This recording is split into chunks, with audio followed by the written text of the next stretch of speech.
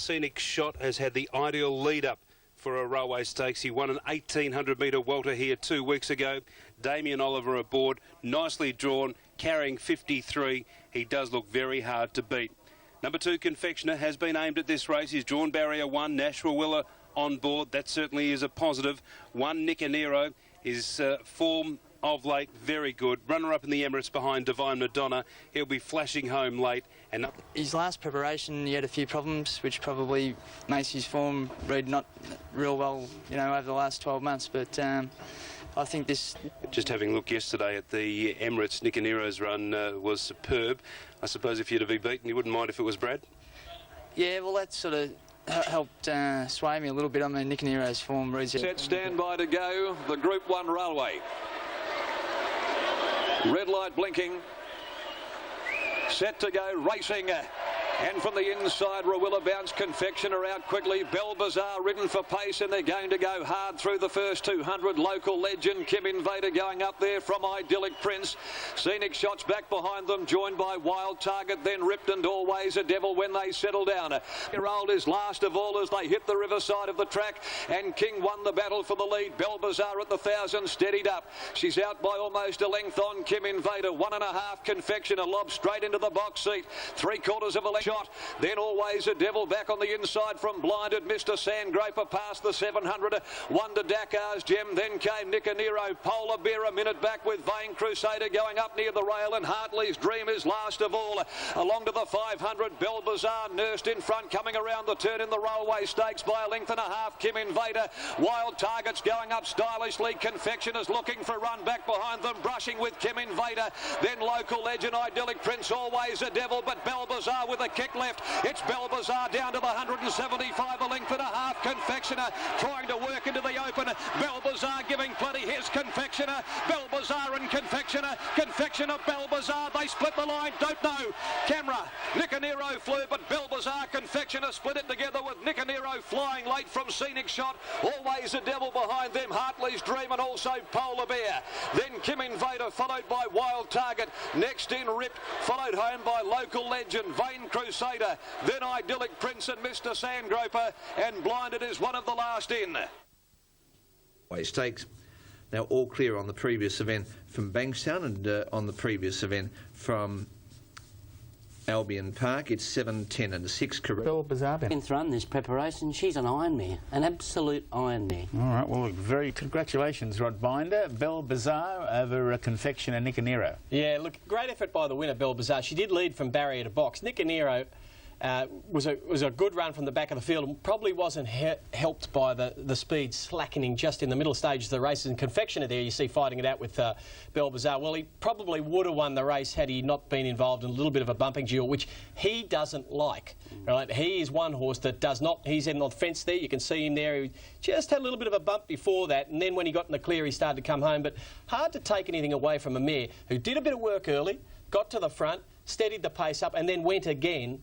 And, you know, she's been placed 7 out of her last 8. She's had great form in Victoria around Divine Madonna. Look, she deserved to win. I thought, Duff, your horse, Polar Bear, he might have been the unlucky horse in the race. Yeah, look, he got held up in the straight and picked himself up. I thought he was travelling as well as Nicanero, coming to the turn and into the straight at the 150. He got cut out there, and I thought it was a great fruit and veg trial from him if he can back up. But at the gates and about to move in for the Japan Cup, $1.50 for Deep Impact, $5.70 Ouija Board and $9.30 for Heart's Cry. 4 and weights right on the last at Swan Hill, race 9. The numbers there 3, 1, 7 and 2. After the Japan Cup, the 7th race at Taree to be and coverage starts in about 20 minutes. Race number 1 from Sale. Gates are back and they're away. Find out the initial stages, who's going to take up the early running. Well, initially getting away well was Versace Pandora. Cosmo Bolt from an outside gate goes forward. Along the fence, Heart's Cry moving along nicely. Versace Pandora run. Hearts Cry, then Versace Pandora. Losing ground back on the fence is Dream Passport. Ratio Samson also losing ground slightly. Stuck in the middle there is Swift Current. Yukino Sun Royal out wide. Mating up ground is Ouija Board. Impact starts to tie in, and Fredonia last at all. 600 metres to run. It's still Cosmo Bulk. Cosmo Bulk leads the way from Tosen Shanaro. Back on the fence is Dream Passport. Out wide of Versace Pandora. Here comes Mayshow Samson and Deep Impact and Ouija Board. Deep Impact down the middle of the crack, but they've still got to try and catch Cosmo Bulk. Versace Pandora still there, and the Dream Passport along the fence, but it's Deep Impact surging to the lead. Two champions of the Japanese turf, Taka Yutaka and Deep Impact. Ouija Board closing fast with Dream Passport. Deep Impact losing slightly ground, getting to the fence, but goes on and wins by 3.5. Dream Passport got second, Ouija Board third, Cosmo Bulk was game, then Mayshow Samson, a gap to Versace Pandora, then came back to... Okay. Ronnie Dovesey is of the belief that Deep Impact is the best horse in the world. Richard doesn't necessarily agree. Okay, now it's in the watching one. Yeah, he's a star, isn't he? I think he's got one more race left before he retires. Richard may not think he's the best horse in the world, but 150,000 of those people cheering did agree with me, I'd suggest. I think he's one of the best horses in the world. There's no doubt about that. I'm not running him down. He's a star galloper. He ran third in an Arc de Triomphe, albeit that he was disqualified for a drug positive. But look, I've got a huge admiration for the mare that ran third, Ouija Board, there in the black and red. She goes everywhere and does it. I mean, he's yet to win a race outside of his own country, Deep Impact. He's only raced the once, that's right, and it all ended in disaster, right? But when he's done what she's done, then I'll call him the best horse in there. At this stage, though, he's just one of the best horses in the world for mine. That's all I'm saying. I'm not bagging him. I think he's fantastic. You're right, very near future. Ron and Alf spotted one from the meeting at Moonee Valley on Friday night. Here it is in action. Race 3 lengths in front now of Valdavi, then came Outland to the Penske File and Renman Road, but they put the money on this and they knew what they were doing, didn't they? Lucky Secret is going to canter him. Look at it open up now. Renman Road's running up to second, but Lucky Secret, hard held on the line, wins 5 lengths. That is most impressive. Renman Road second, third Valdavi, a gap then Jack Tony Vassell and Dan Brereton and Alfie. Obviously very, very well educated. It knew exactly what it was doing, and so did Tony Vassell and his army of supporters, because it kicked off at about 650 fixed odds, and it was the only race they were betting on fixed odds with Sportsbet, and it opened up at about 240 on course, and good luck to them, but I would have liked to at least send it in a barrier trial. Don't worry about that. Give them a chance. They've got a nice horse there. I tell you what, a 4 to 5 length victory at Moonee Valley is a huge margin, and it could have won by 6 or 7. So against that class, it's in a different class to those ones that have beat. Ronnie, would you agree with that? It wasn't a walker's race either. No. It's an athlete. It's a real athlete. I know it's... The big one of the day coming up at Doomben. The Group 3 Summer Stakes. Let's get the late mail with Larry. Pacific Summer Stakes, and one horse that's been very well backed here. I haven't got him in, but he looked enormous. 17 Rasmussen. Everything. Well, it's been when he was first up fresh, and you've got to remember he's been to Melbourne and had a race there, so whether he's quite as fresh, you know, it might have taken a little bit of the sting out of him. They run along, we'll just see what happens, you know, might need a little bit of luck and try. They're racing now. Enthusiast near the inside, the first to go, and Rasmussen was one of the first, and Astride Impala's going quickly. Out wide, Natural Destiny's going to track those over into 4th position, followed by Tornado Alley, Starlactic and Power and Gold just behind those with Domingos on the rail. 100 metres left to go. Rasmussen the leader from Natural Destiny in the middle, and going up on the outside is Tornado Alley to make a line of 3. Enthusiast a length away, 4th on the inside of Impala, followed by Power and Gold. Starlactic's wide, then Domingos for breakfast, Son of Dane, and further back came Mr. Aristos as a corner. Rasmussen first for home, leads by a length. Natural Destiny in second spot. Enthusiast trying to get out. Then Impala, Tornado Alley, and here's Hard to Catch getting in the clear, starting to burn down the outside. Natural Destiny is the leader. Hard to Catch is trying to get out after Natural Destiny, but it's Natural Destiny in front of Hard to Catch. Big performance. Natural Destiny beat Hard to Catch. Tornado Alley third. Photo 4th. Mr. Aristos or Enthusiast. Now about him. The numbers are 9, 3. Should run well second up, but my numbers again are 9, 2, 5 and 6. Natural Destiny and Shane Trewick aboard, Rich. Oh, yeah, look, fantastic win by Natural Destiny here because he had to do it a bit tough as well. And, he's a really tough sprinter. And I think he would have been competitive in Hong Kong today. I think he's tough enough. Confectioner 650 and Nicanero 6. Polar Bear 650. And down to Bell Bazaar, last week's winner at 9.20 of the railway, and Vain Crusader, the youngster of the field, at 6.30. So a great field in the fruit and veg, due in 16 minutes. Josh, and the field will soon be placed into the hands of starter Todd Plain for the running of the 2006 Group 1 Fruit and Veg Stakes. Hayes won the race with credit account back in 1993. He had also won the race with his father, had won it with Better Loosen Up in the late 80s. Vogue for the late Vic Rail and Cyril Small in 1988. Military Plume as a 3-year-old in 1986 was successful. Racing.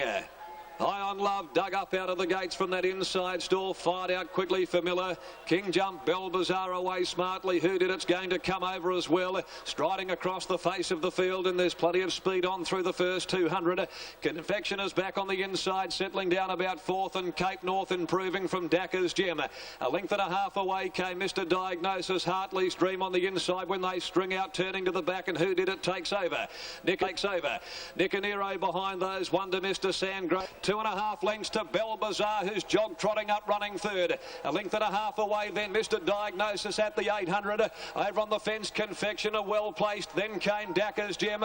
Nearly 3 lengths, Mr. Diagnosis in a strung out field. Then Hartley's Dream and Nicanero. 1.5 to Scenic Shot at the 600, ridden along from Mr. Sandgroper. Well back to Polar Bear, ridden patiently. Purdy struggling, Zoometric, Vain Crusader last of all, and still at least 12 lengths off the leaders. 400 metres out. High on Love in front from Bell Bazaar, laying down the gauntlet. They were joined by Cape North, who's moved up the roughie. Then 2 lengths, Confectioner, Dakker's Gem, Nicanero behind them. Who Did It, followed by Scenic Shot at the 150. Nicanero's got through quickly and gathered the leaders in with Scenic Shot charging down the outside. Nicanero races away from Scenic Shot, then Dakker's Gem, but Nicanero home, wins it 2 lengths to Scenic Shot. Dakker's Gem might be third from Polar Bear. Zoometric rattling home from High on Love. Behind them, Confectioner, then Cape North. Nicanero gives trainer David Hayes his second win in the Fruit and Veg Stakes at $6.30 and $2.30.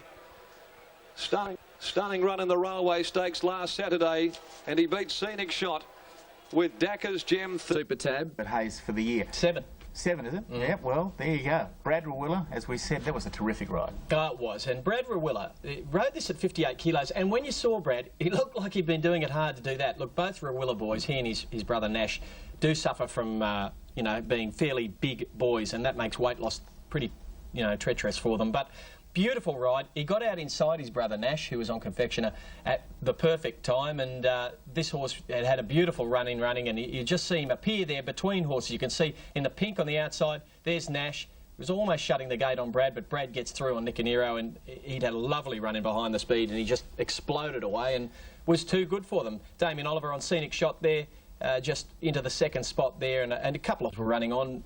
Ronnie, Polar Bear didn't run on as expected? No, look, I thought he was a big chance in the turn. They'd gone hard early, and I didn't want to be on anything else, but he obviously didn't back up. His 2 worst runs is when he has backed up within a week. Probably go to the paddock now. What do you think of the race, Al? 4, 3 and 8 on race Group 2 Great Chase final. That race in 15 minutes' time. A break and back after in 15 minutes' time. A break and back after this with Marasco and the Winterbottom Stakes, the Group 2 sprint feature at Ascot. Marasco, the odds-on favourite, drawn in 4. Away and racing, Zanella dwelt from the inside. Marasco had no pace. He's back there early, and Call Me Henry drops out. Real Mac and Metallic Storm flew the gates. They come over with 700, the 3-year-old Real Mac's the leader. 3/4 of a length on Grass Patch Girl up running second. A length and a half away. Then came Metallic Storm sitting outside of Zanella, travelling well. Banner Storm's deeper out. Then Tarzi, who's coiled up but locked away in a pocket from Tip the Angel. Oliver's getting to work on Marasco when they make the bend. He's still about 5 or 6 lengths off the leaders. Real Mac straightens up down to the 300 from Grass Patch Girl, Metallic Storm. Then came Zanella and Marasco starting to run on. It's Real Mac from Grass Patch Girl. Here's Marasco. He's unlaunching his run. Look at him come, the Mighty M. And Marasco races home. Marasco blew them apart to win the Winterbottom from Grass Patch Girl or Electric General, and Real Mac with Tarzi behind them. They were followed home then by Tip the Angel is Amazing next in, followed by Bannis. M with a capital M. The Mighty Marasco wins it. 5 out of 9. And on the turn being dug up, but only warming to the task in the last 75 and dispensed with them effortlessly. The mighty, magnificent Marasco, 150 and 110 in New South Wales, one Sky. The inevitable comparisons with Northerly, the way he went through the classes, but well, welcome Marasco to the big league now. Real Mac from Grass Patch Girl. Here's Marasco. He's unlaunching his run.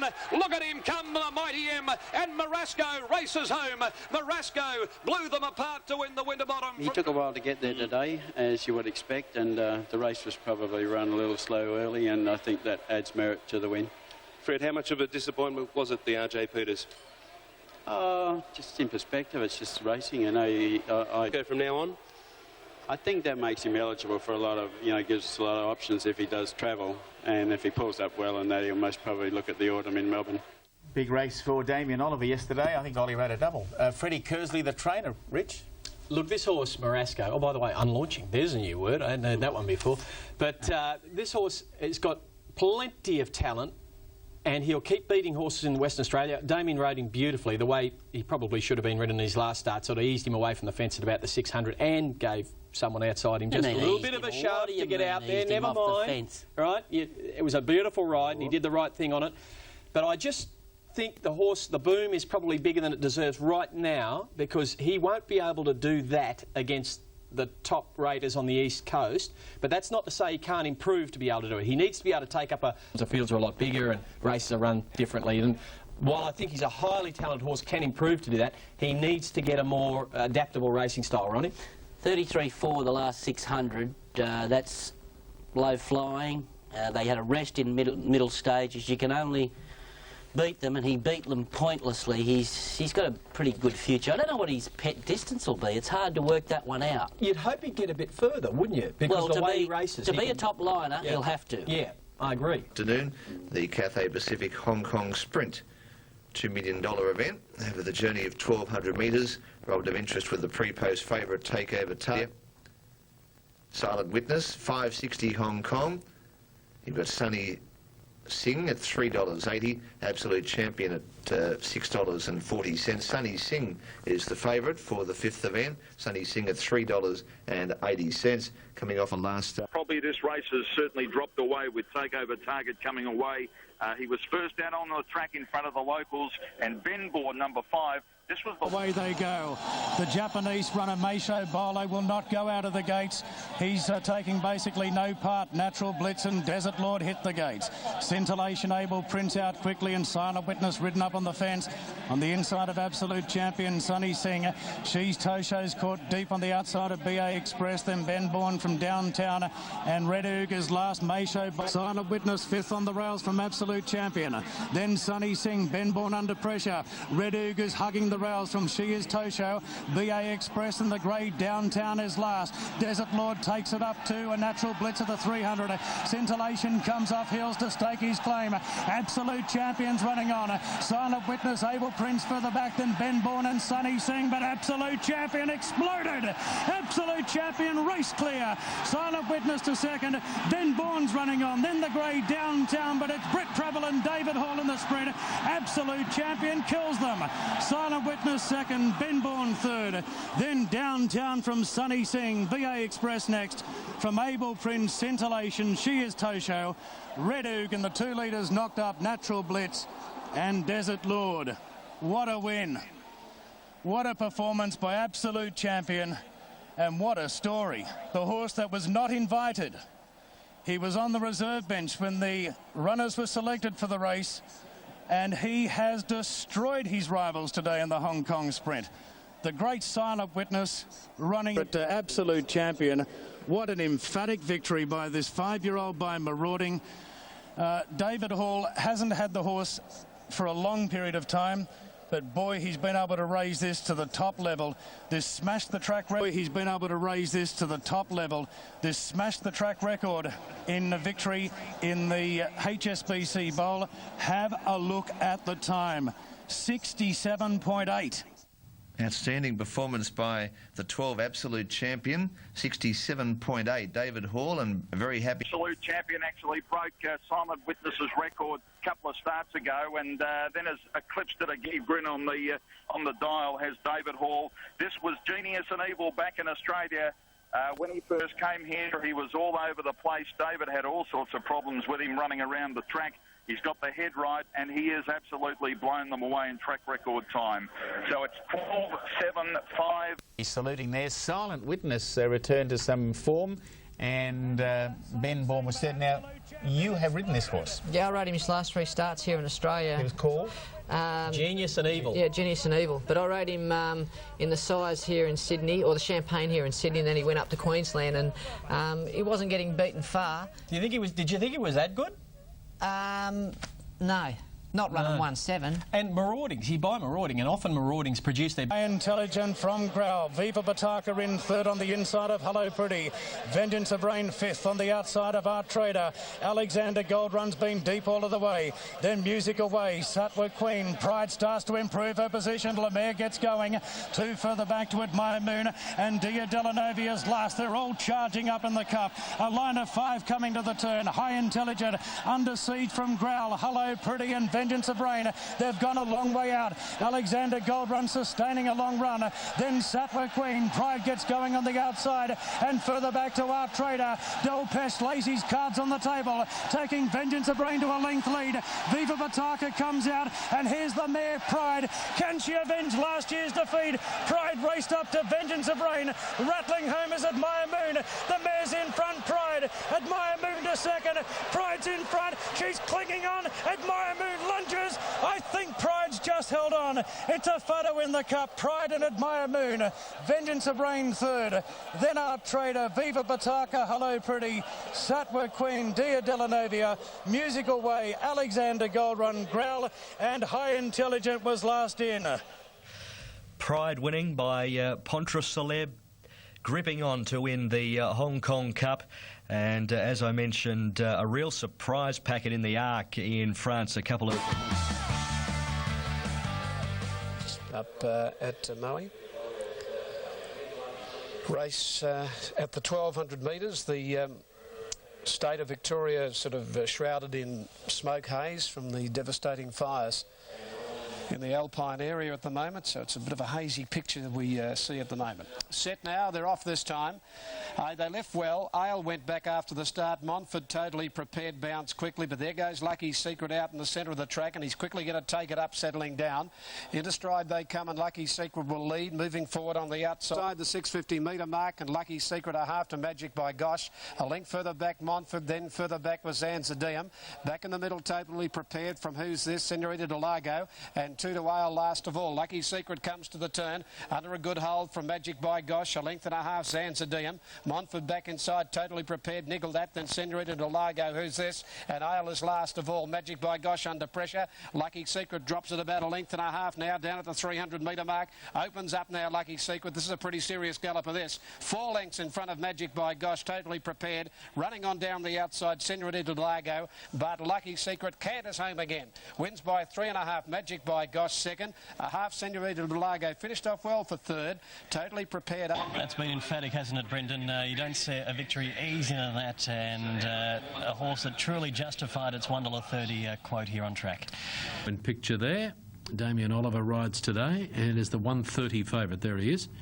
940 Calico Blue. And fire him up there today. We'll know shortly. Racing He missed it a half length, Marasco, but he gathered pace very quickly just afterwards. Local legend Tarzi and Is Amazing flying over will lead them.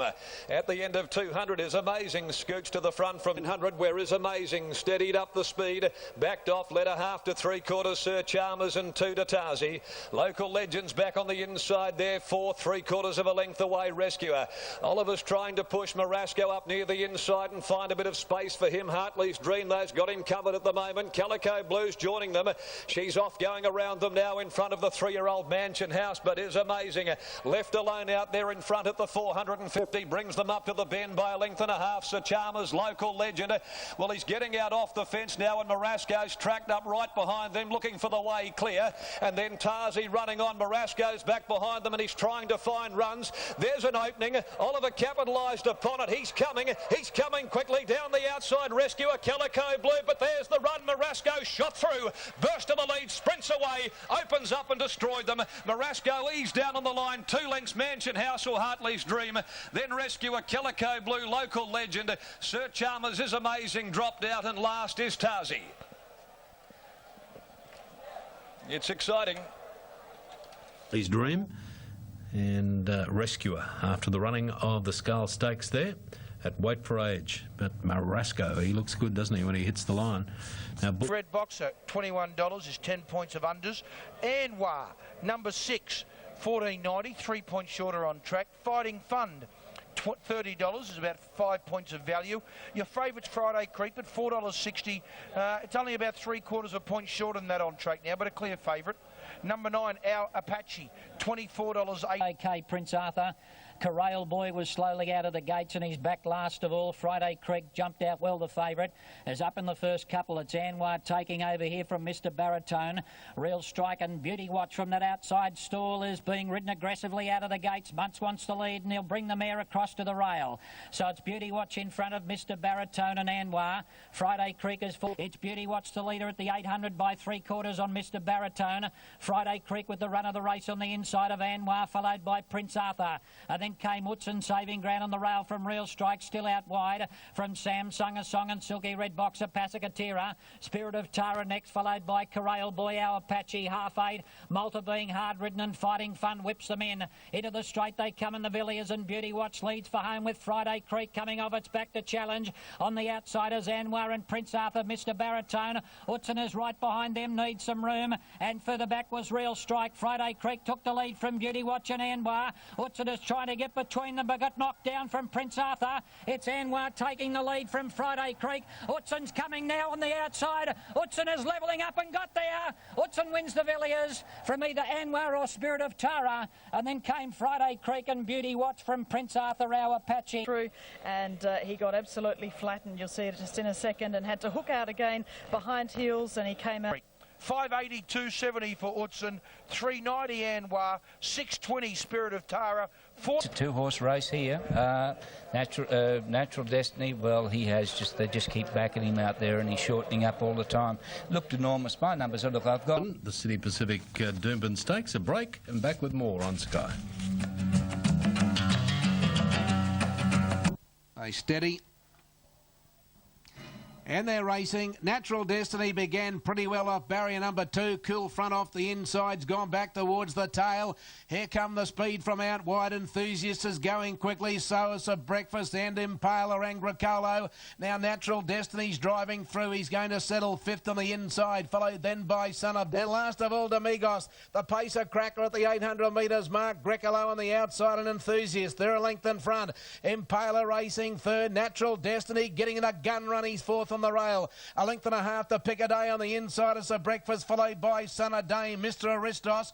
Cool Fronts on the fence from Omni Trader, hard to catch. Proudly Agro, grab the phone, and Amigos is last as they corner. 400 to go. Enthusiast and Grecolo led. Natural Destiny's trying to get off the fence. He's in the clear now. Them Impala followed by Piccadilly, so Breakfast and hard to catch, but Natural Destiny, he shot to the front at the 200 metres mark. He exploded away from them. Piccadilly went to second, then Mr. Aristos, but it's all Natural Destiny. He's making a mess of them, Natural Destiny. He's a mile in front of Piccadilly, and Natural Destiny bolted in by 3 to Piccadilly. Hard to catch has come from near last to run 3rd. Mr. Aristos 4th. The next time in the race, Cool Front's last of all. He can sprint, this fellow. What time's he run? 1:17.09. He has smashed Takeover Target's race record. He has broken Takeover Target's race record. Takeover Target ran 1:17.25. This horse has run 1:17.09. Ristos, and that time smashes the track record too. It does. 1:17.09. That's a new track record and race record. The course record was Falvalon when he won the 10,000 at 1:17.21. Takeover Target went 1:17.25 and he won this race last year. Natural Destiny's gone 1:17.09. So he has... Delicate when he still hasn't touched it. He's looking at the board, Nicolik. Oh boy, this is a very promising type. Sacred Kingdom. But join Delicate when he still hasn't touched it. He's looking at the board, Nicolik. Oh boy, this is a very promising type. Sacred Kingdom. Bolts up from King of Fly. Then Tahiti Spirit. It was almost like a track gallop, wasn't it? And Danny Nicolik, if you have a good look at about the 200, he's sort of looking over his right shoulder going, I wonder where they are they coming? And the trainer is Ricky Yu, formerly trained Fairy King Prawn. Just have a look. There he is at the 200, having a look. Have another look shortly. There you go, Danny. Thank you. And that's at the 100. He's 2 or 3 lengths in front. Horse ears pricked. Danny's sitting high up in the irons, and everything else in the field is having their ears flogged off. And that is probably super impressive. Don't forget that whenever the TAB is betting on Hong Kong racing, you can see all of it live. 60 seconds off. Track is what he is at the Burnborough Handicap. 1, 2, 9 and 11. That's the way I'm going. Natural Destiny, well, can he do it? Yeah, well, pretty well the same on track as what he is out there. I was hoping for a little bit close to even money. The Burnborough Handicap from Doomben featuring Natural Destiny.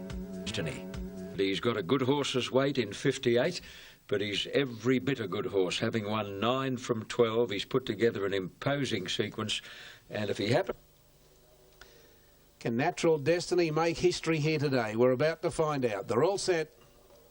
Destiny began okay. He's going forward with Anwar in the early part, and one of the first to go was Enthusiast. And when they go through the first 150, Enthusiast goes to the lead. Anwar second, Gracolo third. Natural Destiny, he's over. He's one off the fence and fourth. Mr. Rider Vale Hornet. They're at the 700 metres. Enthusiast the leader. 3 parts to Mr. Ristos, 2 to Anwar, third Gracolo on the fence. A length and a half to Natural Destiny. He's in 5th position, followed by Strawberry Malta Enrique. Further back, Malta, Mesmerising, Dersey M, Time and Dandy and Ada Vale Hornet. They're coming around the bend, 400 metres left to go. Enthusiast, the leader from Mr. Ristos Anwar. Natural Destiny is now pulled to the outside. He's called upon, followed by Malta and Gracolo. Coming to the 200 metres, Enthusiast and Anwar. Natural Destiny's on terms with them now, and he shoots to the front. Enrique's coming late, but Natural Destiny opened up. He broke away. He'll be the first horse to win the Triple Crown. He'll bolt in. Natural Destiny won by 3 lengths to either Anwar or Enrique. In a photo for 4th, Malta's very prominent. Close up, Dersey M, Mesmerising, Time and Dandy, followed by Ada Vale Horbury Malt. And he is certainly a horse destined for big things. He's one out of the box. He could be set for an international stage at some stage of his career. 58 on his back. Gee, can quicken this horse. Treweek gave him a lovely ride. Beautiful ride. Got him over quickly with a bit of turn of foot, and when he let him rip in the straight, he absolutely just gapped them. And under 58, the wheel of the whip before the line might cost him a couple of hundred, but who cares? And he becomes the first horse ever to win the Triple Crown. When you consider horses like... Under the big weight, well, here are the official totes with correct weight on the Burnborough Handicap. Natural Destiny. Interesting runner, isn't he, Steve? Casino Prince. Could have been at the Gold Coast today, came here and now runs into Lucky Secret. Yes, Bruce, certainly, and you can... try and look at it with clarity. He's had 2 starts in virtual restricted company. Now Starbird's beautifully on the inside, Lucky Secret. Spend a Dime, Starbird began okay with Gotta Have Heart, and Casino Prince quickly went back to the tail. Settling down, and Lucky Secret went through to lead. And as Lucky General, Starbird and Casino Prince. 600 out. They've left him alone out in front, and he's bowling freely. Lucky Secret up to the bend. Spend a Dime being nickled at second, followed by Gotta Have Heart. Renman rode a fair way back from Fagutsu, hard-ridden Ambitious General, but he cruises around the turn. Lucky Secret here for Brereton. 2.5 in front of Spend a Dime and Gotta Have Have Heart. Renman Road, Fugutsu, Starbird, Ambitious General. Now he clicks him up at the 250 metre mark, Lucky Secret. He finds 3 lengths now on Gotta Have Heart sticking on, followed by Splendidine, the outside, then Fugutsu. But it's Lucky Secret in front, given a couple of cracks behind the saddle. He'll get home. Lucky Secret, 3/4 Splendidine. A deck away third Fugutsu. Casino Prince was making ground from Ambitious. Well, he makes it 3 out of 3. He got the job done. He's run quicker time than the fillies in the previous. He's run 1:9.39 compared to 1:9.67 in the previous. Perhaps Danny just feeling the horse needed a little bit of encouragement the last little bit. The first time I think he travelled like he was to the line, where Danny just had to shake him up. Whether he just switched off and was late. It's probably got class on these as well, so if he puts his best foot forward, like he's got form against Utzon, so it's not bad form. And Kazoo in the big one later on, you just need luck from the draw. Yeah, you do. She's with the blinkers. Caloundra last Sunday. Pat knows him very well. He's of the opinion that he seems to race better. Sees it. These 3-year-old Magic Million trophies are normally run at a hectic pace. Sweet As was slow to move near the inside. Publishing began quickly and Nelly got theirs going fast. Gold Edition began brilliantly and Beedman's going to take it straight to the front. Through the end of the first 200, Gold Edition goes to the lead. Now racing in second spot is Publishing on the inside. Close to be fast of all. We've lost one. It might be Turban. He's lost the rider. 600 metres to go. Gold Edition led Stormpede. Nelly got there out 3 deep. Publishing getting a glorious run on the fence. He's fourth. They're followed by Grand Reeve, Ulladulla. Further back 5 ways for action. And Sweet As is next as they corner. Gold Edition first for home. Now Publishing gets off the fence as they corner. Gold Edition at the 300 out by 2 to Publishing. Stormpede 5 ways and then Grand Reeve. But Gold Edition, she bolted away inside the 200. She's out by 4. Grand Reeve second, followed by Publishing and Sequential Charm. But look at Gold Edition. She's making an absolute mess of them. Gold Edition won by 6 lengths to Grand Reeve. Sequential Charm third for action. Fourth from Prince Leo. The next home in the race, the Spear, followed by 5 ways. And then comes Publishing. Lost the rider. Gold Edition. Darren Beedman has absolutely donkey-licked this field in the 3-year-old Magic Millions Trophy. Will pay $341.70. 9 grand. It did take the heat off us a bit, which I was glad of, but she is something special. Can you keep her going into the autumn after that? Oh, we'll let her tell us, you know. We've had the cake, the crumbs, the icing, and now the cream on top of the cake. What more can you ask for? So, but she loves racing. And she's at 10 a.m. Eastern Summertime, 9 a.m. if you hear. Isn't the story of Gold Edition one of the most extraordinary in recent times? Unbelievable. She's just an iron filly. She's just done it all. You know, there was doubts coming into the race. Yeah. There had to be doubts. Even the bookies reacted. Yeah. You know, pushing her out to $4, a filly like her. But she's just explosive. She raced in. She won very comfortably. Indeed, Darren, yes, by the ill-fated Lion Hunter Gold Edition. Grand Reeve certainly was a huge day. Did it surprise you by the margin? A little, but I've seen her do the same to him at Flemington, so I wasn't... when she's been aimed at races and had a trouble-free run like she did yesterday, she usually gives it to him pretty big time. Ron, can I just... I was probably answering 10 or a dozen calls a day, and the first thing people usually led with is when you're going to give this poor horse a spell, or similar words to that. Well, when are you? Well, if there was $1 million race on Wednesday, I can assure you she'd be slightly better than she was yesterday. So. But there isn't, so she'll probably go on the float to Sydney next week and go to the Happy Holiday Farm there, a little place outside Sydney, Heritage Farm, and she'll have a week's holiday and a week or two of trotting around and having a working holiday, and we're not going to lose that good condition she's got on and the good muscle and the good bone density. We worked hard to put that on her, and when it's a good idea to let a big gross filly get fat and then try and bring her back again, then I'll give up. Do you think... Well, now, do you think you're going... With what you've done with Gold Edition, do you think you're going to change the way horses are trained? I'm not too worried. The big horse factories couldn't do it, of course, because she and the other horses that raced yesterday have actually had a deep massage from the soles of their feet to the top of their ears this morning, rubbed every bit of lactic acid out of them, and of course a big stable of 150 can't do it. A stable of 15 can do it, and we think we work harder. The filly, I want to ask you a question. Do you think Spelling Horses, Ron, is overrated? Yeah, but you've got to be geared, I believe, in a small way like we are to be able to hold them together and keep that good... because David Hayes, I asked David Hayes, since David Hayes has been back from Hong Kong, he says Spelling Horses is overrated. You know, just a nice little freshen up, doesn't it? Well, Miss Finland hasn't had a decent... Like, she's gone and she's done light exercise. Can't wait to see those two clash.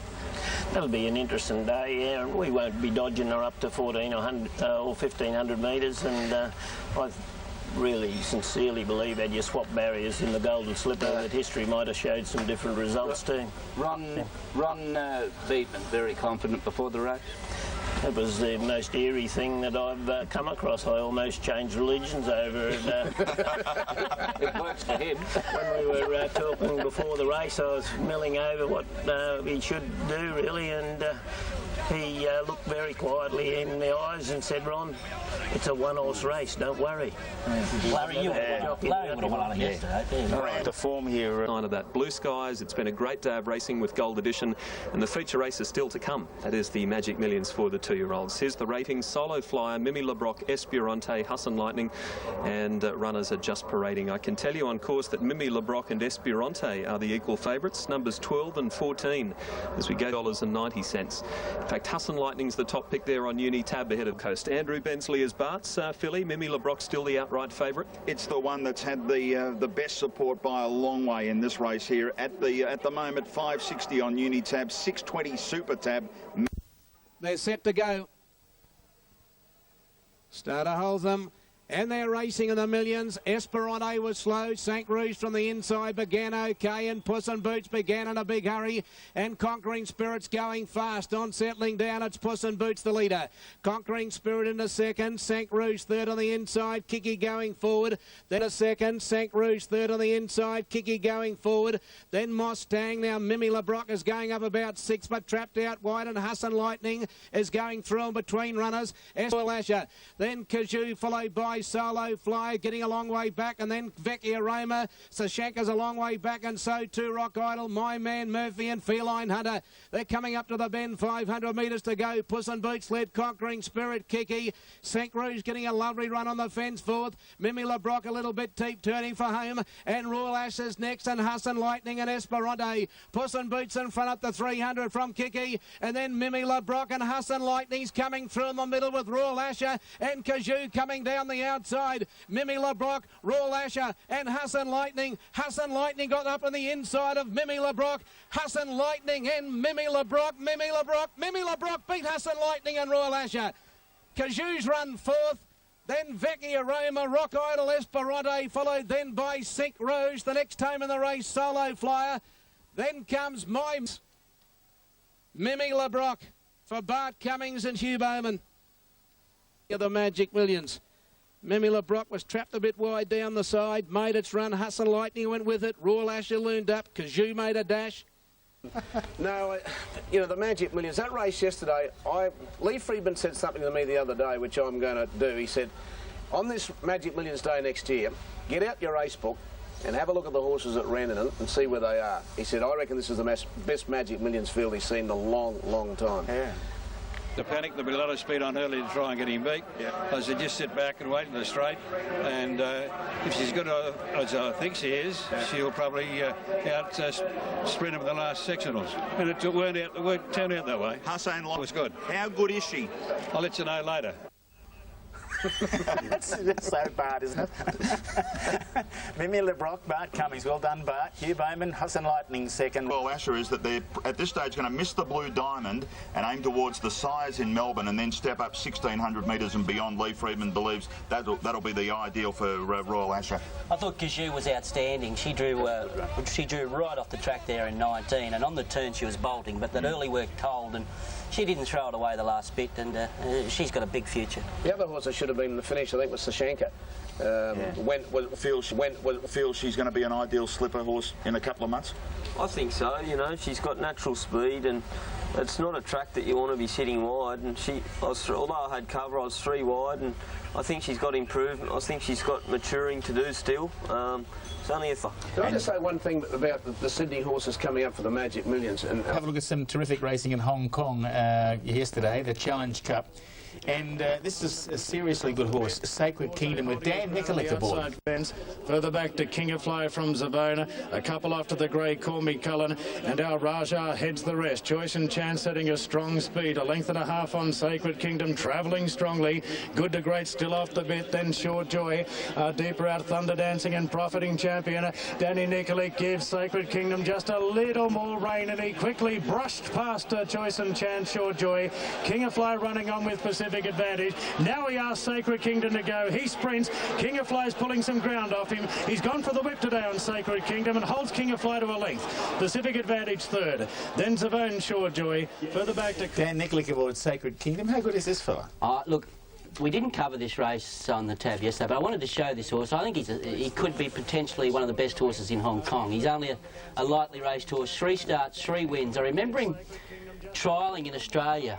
Clary Connors had him, and everyone was waiting for him, and all of a sudden he's arrived in Hong Kong. But Mark de Montfort rode him in some barrier trials, and Mark's a very good judge of a horse and doesn't wrap horses very often, and he said this horse was every bit as good as Catbird before he left. So keep a close eye on him. He's no silent witness yet, but he's an exciting horse. Spoke with Dan Nikolic, and we're looking at the Group 1 Telegraph handicap. A good field here. Darcy Brahma is in the orange colours, trying to get between runners now. Sea Changes after her, coming strongly, and here's Darcy Brahma. He's coming out and after them with a great turn of foot. Darcy Brahma goes up, hits the lead. Sea Change fights him hard on the inside. Darcy Brahma's in front of the Telegraph and drawing away, and Darcy did it brilliantly. Outstanding winner to Sea Change, K's away. Indeed, he won well by Dane Hill out of Grand Ashes, Mark Walker and Opie Bossum aboard. Yeah, it was a good win. This horse has come to Australia in second in the Australian Guineas behind Apache Cat. Yet to win in Australia, but notwithstanding, I think it's a pretty talented horse. A beautiful ride here by Opie. Sat back, got the great splits through, was never in doubt over the last 150 metres, and it was a pretty. Oh, did he? T.T. Smith. I apologise. I stand corrected. G.I. Jane was in the race. She won the BTC Cup, ran second in Stradbroke. Some good horses. Sea Change was in it. Hustler Chow Chow. It's not a bad. They run 1-7 flat. They didn't seem to be going that quick up front. For the time students, you worked that one out, but it's a very fast track, that Trentham, I can tell you that much. But you know what I'd do with this horse? I think he's fantastic for New Zealand. He's done the job now, and as a sprinter and a miler, I would retire him to stud. He's worth millions, and he's just what New Zealand's looking for. Another, a son of Danehill, a fast son of Danehill, and he should be at stud. Will he stay in New Zealand? Oh, he'd be perfect for there. Yeah. He'll be perfect for there. Serious galloper. Well, that's certainly not in the thoughts at the moment, Ronnie. They're going to go to the Waikato draft, which is on the 10th of Feb. And Mark here at Moonee Valley tonight. Now start to look forward to the principal event for the evening, the Group 2 Carline Stakes over the 1,200 metres. All eyes will be on El Segundo, and all eyebrows are now being raised because we think we're starting to look at a pretty leaders-dominated track here tonight. Okay, so watch this whoosh from Lastenberg. This preparation, 1280 is pretty much what's happening on course. The 250 in New South Wales for El Segundo is bang on what is happening here with the bookies. Red Dazzler, 580s value in super backish, and we'll obviously have to round them up. So that might be a bit of a problem, but who knows? All right, it's the start of his line started, didn't hold them. They're off and running, and they jumped in a beautiful line. And the favourite El Segundo went straight back with Watch Your Back after the start. Illusionist bounced out in front with Super Elegant, and spearing up as Murray Downs build two then to El Segundo, and Watch Your Back is last of all up the side at the 700-metre mark. Illusionist down on the fence, a half in front of Murray Downs. Two to Super Elegant, Coach and Hero fourth the fence, a length further back Barabba Road, sixth on the inside Red Dazzler, one to Old Bomber Bill, 2 lengths El Segundo giving the leaders 8 lengths, and 2 lengths to Watch Your Back at the 500-metre mark. Illusionist 3/4 Murray Downs, 2 further back Super Elegant, Coach and Hero, a length and a half Barabba Road followed by Red Dazzler, then Bomber Bill. El Segundo still second last, 6 lengths off them, and Watch Your Back is last of all. On the bend they race, Illusionist in front, from on the outside Murray Downs and Super Elegant coming coming at them. Super Elegant has hit the front halfway up the running. He's got a length in front now from Murray Downs. El Segundo flying up on the inside with Cochinero. Super Elegant, El Segundo's dived. He's got up. Great return by El Segundo. He's got through to win from either Cochinero or Super Elegant. A marvellous return by the Star. Then further back, Red Dazzler. Then Watch Your Back, Parabba Road. Murray Downs, further back, Illusionist. And last of all is Old Bomber Bill. A huge performance by El Segundo. And a huge performance by Damien Oliver and a relieved performance by Cole Little. Cole sitting here with us. That's a stunning ride and a great return by your horse, Cole. Well, that's right. I didn't think he had any chance at all in the corner, but marvellous what good horses can do. They can just make their own luck, can't they? We're sitting here watching it, and Oliver was happy to... A good ride, got him through the field. You knew as soon as he got there that he was going to burst home strongly enough to win. Cochinero, the blinkers did. Yeah, I was sweating a bit on the turn. I was just thinking, oh, if I have to go around him, he might struggle to win.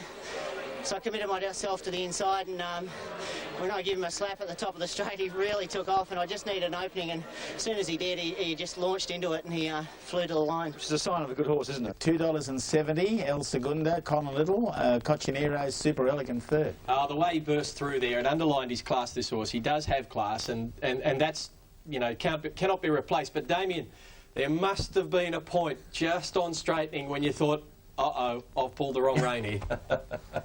Yeah, well, I thought, Richard, if I went around him that he was going to struggle to win and have a pretty tough run anyway.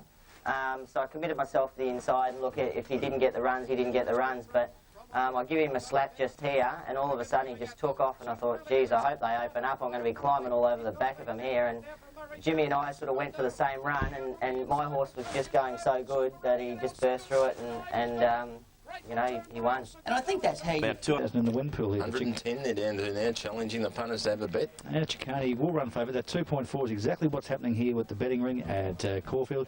Classic view, Arrowfield, Blue Diamond preview for the Colts. Set.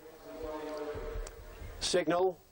Gates are back and they're racing. Ciccone bounced quickly today. One of the best out, Brunei Tail, and also in Costa Don getting up on the inside. And Sosa Rio from the outsiders go half length in front. Sosa Rio second, a length further back, Ciccone third. Fourth in Costa Don, then came Classic Brom, and Dane the Rave comes to the outside. On the bend, Brunei Tail, Sosa Rio. Further out, Ciccone when they turn in.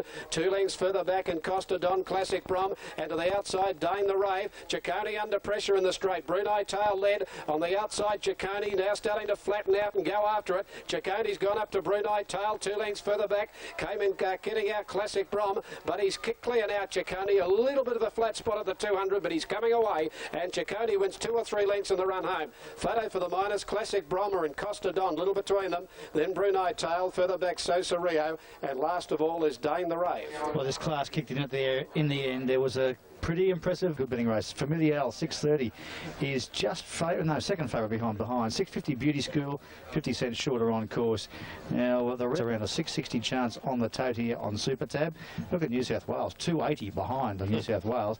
Bell Centra, $11.50. Of course, Beauty School getting out now, 630s unders on all totes. Expect that to tighten right up. It's coming from $6.30 to $5 in the past 5 minutes. They jumped in a pretty good line. Spectacular out wide, bounced away quickly with Familial. And also going fast behind, up towards the front, settling down, and Beauty School is going with it.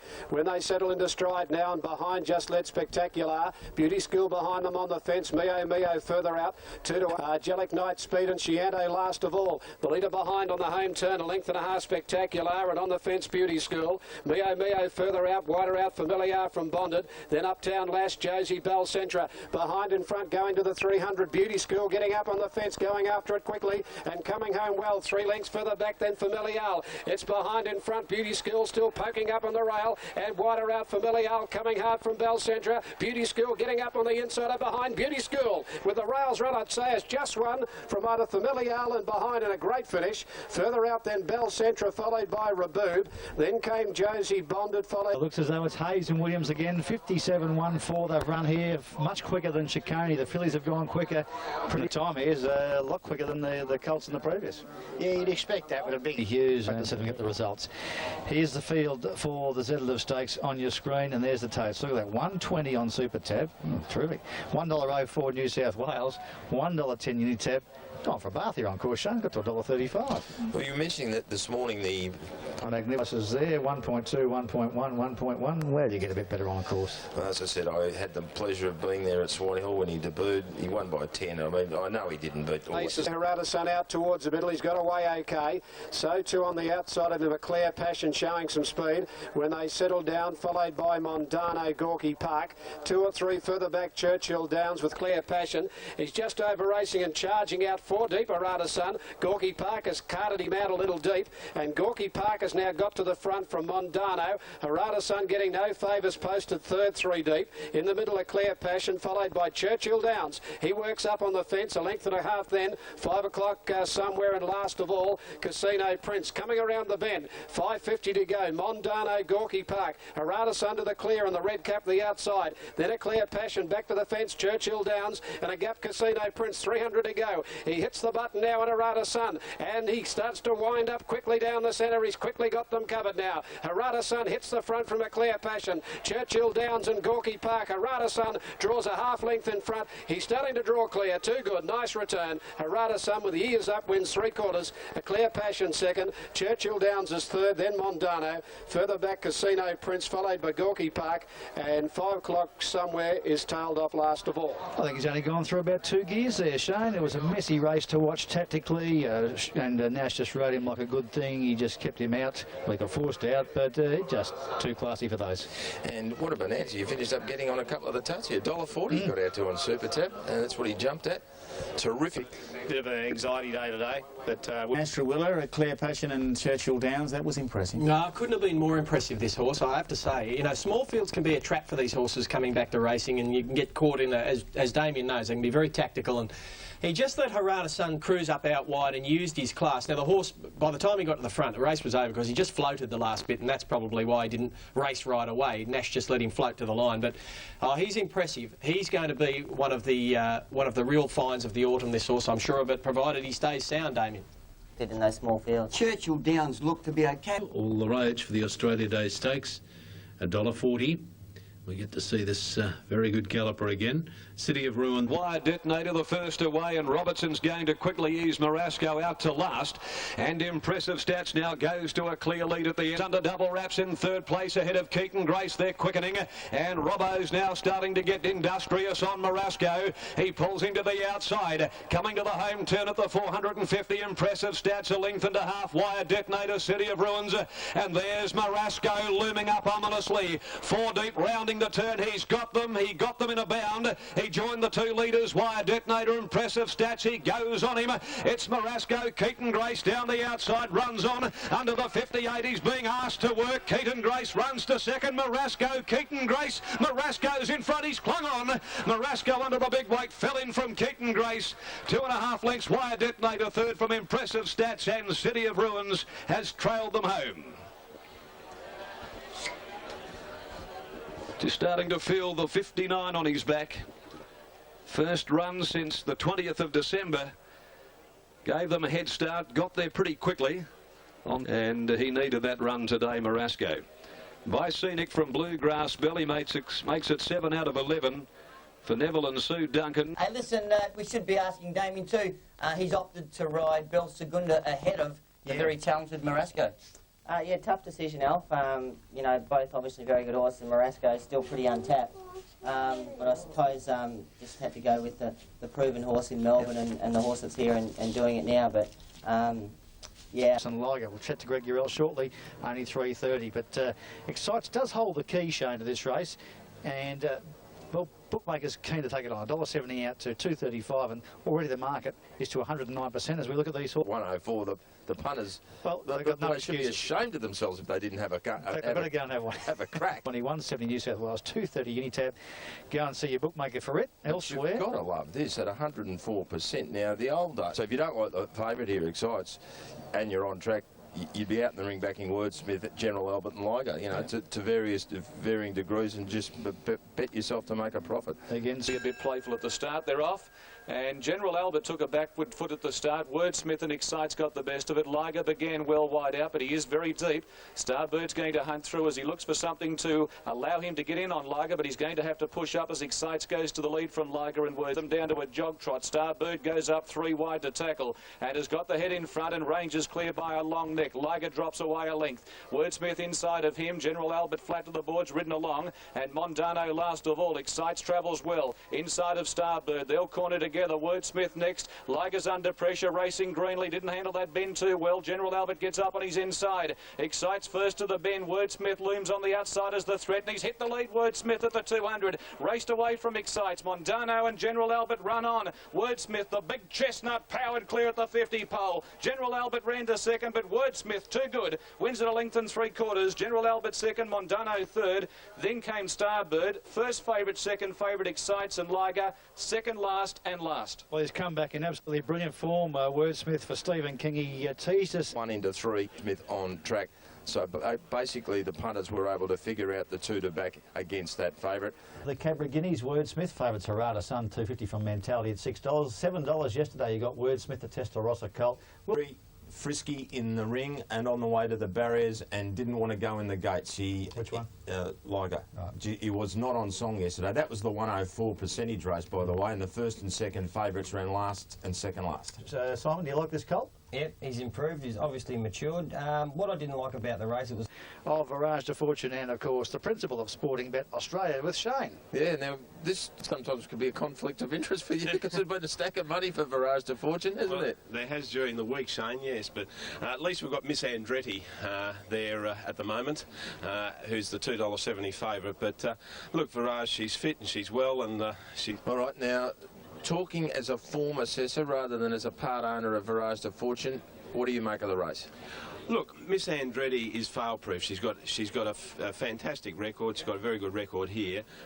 Lightning. Money has come big time for Virage de Fortune, number 7. Well, you spoke to what you've got. You can do some crushing. There's the totes you can see. Let's go $6.30. That's horrible. Double that. Miss Andretti, $2.60. That's unders now at the 3.10. That's the best she's been all week. 3.10 Miss Andretti. Virage de Fortune, well, Unitab at 3.40's unders, but into 3.80, we'll tell you that. Rewaya, $7 across the country. That's about right. And Ticklish, well... Racing, Virage de Fortune fairly out of the gate, Dance the Waves away fast. California Danes trailing them 2 lengths away. Ticklish began like a bomb, goes straight to the front from Virage de Fortune. Magnus wide, Miss Andretti humming up on the fence.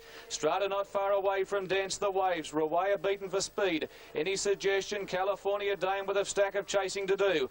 Through to the course proper. Ticklish in front, the New Zealand horse leading 3/4. Virage de Fortune tickled along. Miss Andretti camped on them, travelling big time. Outside of her, Magnus. Strata looking for room from Dance the Waves. California Dane, any suggestion? And Rawaya last as they turn. Ticklish in front on the bend from Virage de Fortune and Magnus. Miss Andretti needs an out as they turn. Then Dance the Waves in any suggestion. Ticklish in front. Magnus looms. Magnus hits the lead. Miss Andretti sees daylight and she's coming through. Magnus in front. Miss Andretti like a bomb drops on them. Takes the lead and it's ruthless. Miss Andretti wins the Lightning and Newitt loves it from Magnus.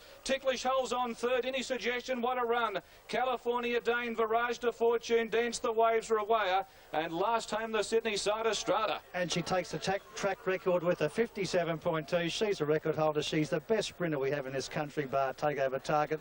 You could argue she could even take it on with him. Miss Andretti, brilliant ride by Newitt, used the last furlong 11.6, and I know Connection's very keen to take up the challenge for the world, and I'm sure that Lee Freedman and Sean Buckley, the owner of this mare with David Miller, the former trainer, looking at that seriously now. Great acceleration over the last 200 was impressive, probably one of the best wins actually.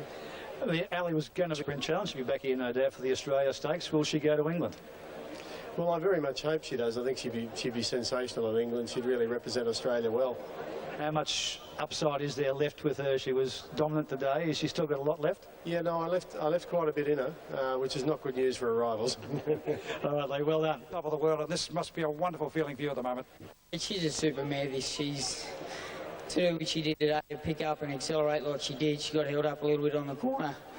got out, took her a couple of strides ahead of straps, but when she let go, she let go. Look, Robert Terry Bailey, ruthless. Miss Andretti, she takes the 1,000-metre track record along with the 1,200-metre track record there at Moonee Valley, beating Magnus, who was good on pace, Ticklish, who was good on pace, and the grey horse out wide, 2-1. Any suggestion was fantastic. But Shane, let's concentrate on the winner, Miss Andretti. She was ruthless. That's probably the right term. She was explosive. Oh, she was devastating. I mean, that last 150 metres, Bruce, I know you've been in love with this mare since she arrived over here.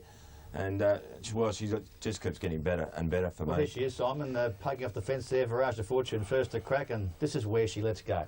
She does let go, but what I like about her, and Lee Freeman just knows that he's got to get her somewhere near 80% fit because she's got the guts and determination. Remember when she won the Scalacci first up, when Damien rode her last time in? There was a lot of comments during the week that, you know, after she drew barrier 1, that was going to be a major concern. Were you ever concerned? I wasn't until probably the final 3 or 4 hours when everyone sort of come up to me and started talking about the speed and the race and what was going to happen and this and that, but I was always pretty confident that I'd get a run on her because she's so tough. She can bullock into the open herself, so I just... Yeah, but, you know, just after straightening when you came out, her acceleration and the time she ran her splits over the concluding stages was quite phenomenal, really. Oh, it was ridiculous. She, at the top of the straight, I was sure I was going to be 1-2. I wasn't quite sure if I'd sort of pick Magnus up, but when I wrapped a couple around her tail, she let down like a good horse. Oh, look, there was a few disappointments in and out. Virage de Fortune, it's always hard. Coming off a long break, she was heavily backed in the race. The touted Sydney Galloper Strata was a complete flop. I think Scalacci's still got a lead on him. Yeah, I think so. Yeah, I think he has. You know. But the question has to be asked, how good are these sprinters? Because there was a little bit of a bunch there, and the New Zealand mare sort of held on for third, Ticklish. She broke the track record, right? Yeah, fair enough. You know, but it was a right journey. But you know, the only query, and I see why you've got one, when something like any suggestion can finish in front of some of our best. Exactly. So where's... And she was brilliant. The Vanity, oh, we told you about the big plonk this morning, Universal Queen, 11s into 5s. You can't even get the 5s now, she's into almost 4s. There's the totes. 880, gee, you'd like to put your name on that one. 520 New South Wales, 720 on Unitab. This is a huge go, Shane. Promiscuous out to, well, $9 on course. Catachoo, that's a big over, 1760. Flame of Sydney, 710 is right. Universal Queen, the tote, 880, half that, and a huge go. Estel Collection gets out, become a tote, $6 chance with the bookies. And the rest are basically friendless. There's only one friend here for the punters. It's Universal Queen. It's amazing. Started early this morning and it hasn't stopped. Let's have a look at the 8 and around the country. It's continued all day and all through the betting on track here. Number 4, Universal Queen. Okay, pattern of racing here now, knowing what... And have ignored every other runner in the race. She's getting a bit... Universal Queen backed off the map. They're racing. Universal Queen jumped about 6th position. Speed wide out, Estel Collection and Catachoo going fast. Tantra drives up on the fence. Universal Queen right with them 4th. A length away, Promiscuous. They were full of bait on the fence at the 750. Universal Queen beautifully placed 4th. Ambika next. It's going up on the inside of Promiscuous. The speed was good. 2 lengths to My Only Hope in Need I Am. Can Canal, Flame of Sydney, Made of Diamonds outside of it. And at the tail of the field is Till Time. Catachoo front runner coming to the bend. Estel Collection being niggled along a little bit. Universal Queen launches 3 deep from Tantra. Then Ambika making ground in Need I Am. Promiscuous, My Only Hope, and the others are all struggling. On the bend, Universal Queen after Catachoo. Catachoo in front, leading a long neck on Universal Queen. Ambika best of the rest from My Only Hope. Universal Queen strikes the front of the 150. Bookies get a shiver down the spine. Universal Queen raced away and the big plunge comes off. Universal Queen easily. Catachoo second, My Only Hope third from Ambika. Then came making ground Flame of Sydney, Made of Diamond the trip. Well, this is the biggest plunge in Australia for a long, long time. We told you this morning, or throughout our coverage on TVN, she'd been $11 into $5 with the betting shops. She opened up 5. She got into $3.80. She's run 199. Shane, she was never going to get beaten. Well, bookies who'd laid her wouldn't have been very happy from the go-get, because as soon as it settled 4th, coasting off a reasonable speed, you just knew that this money was right. And good campaign here, but boy, did they know what they were doing with this. Well, Miss Andretti holds the record at 1929. She's gone 199, so she is some filly. And the money on Lee Free. Shiver, Terry, 370 was the SP Tote to Universal Queen, the sister to Universal Prince. Catachucha, good on pace. Mark down that one. My only hope it'll be in the Black Book, as I would think, Shane Templeton. But let's concentrate on the winner. Well, we took you through the day thinking, let's get into this. Lee Friedman gave us a leg up, and she just delivered. Yeah, well, the way it panned out, we had the mail, right? Then we got the pretty good push from Lee Friedman, who just said, the way she's been working, she'll run a really good race. Then we saw the secondary plunge. Then we saw the win. Then we heard Lee say, well, she did fully stretch Miss Andretti in a track gallop. And then we got Corey Brown saying, well, she actually beat Miss Andretti in a track gallop. What do you think Lee meant, though, by saying that a few jockeys made some money today?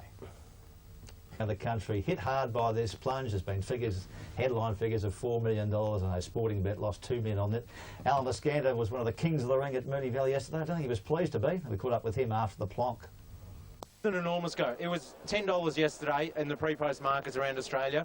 Overnight it was probably backed into $9. If you rang up this morning, you would have watched it crumble from $6.50 into about $5, and then on course today $5 into $3.60. That's a lot of money it takes to do that. You probably thought it was all done at this morning, and you're happy to put up the $5, but Punter said, "I'll take that as well." Well, absolutely, and that's a very, very dangerous sign for bookies.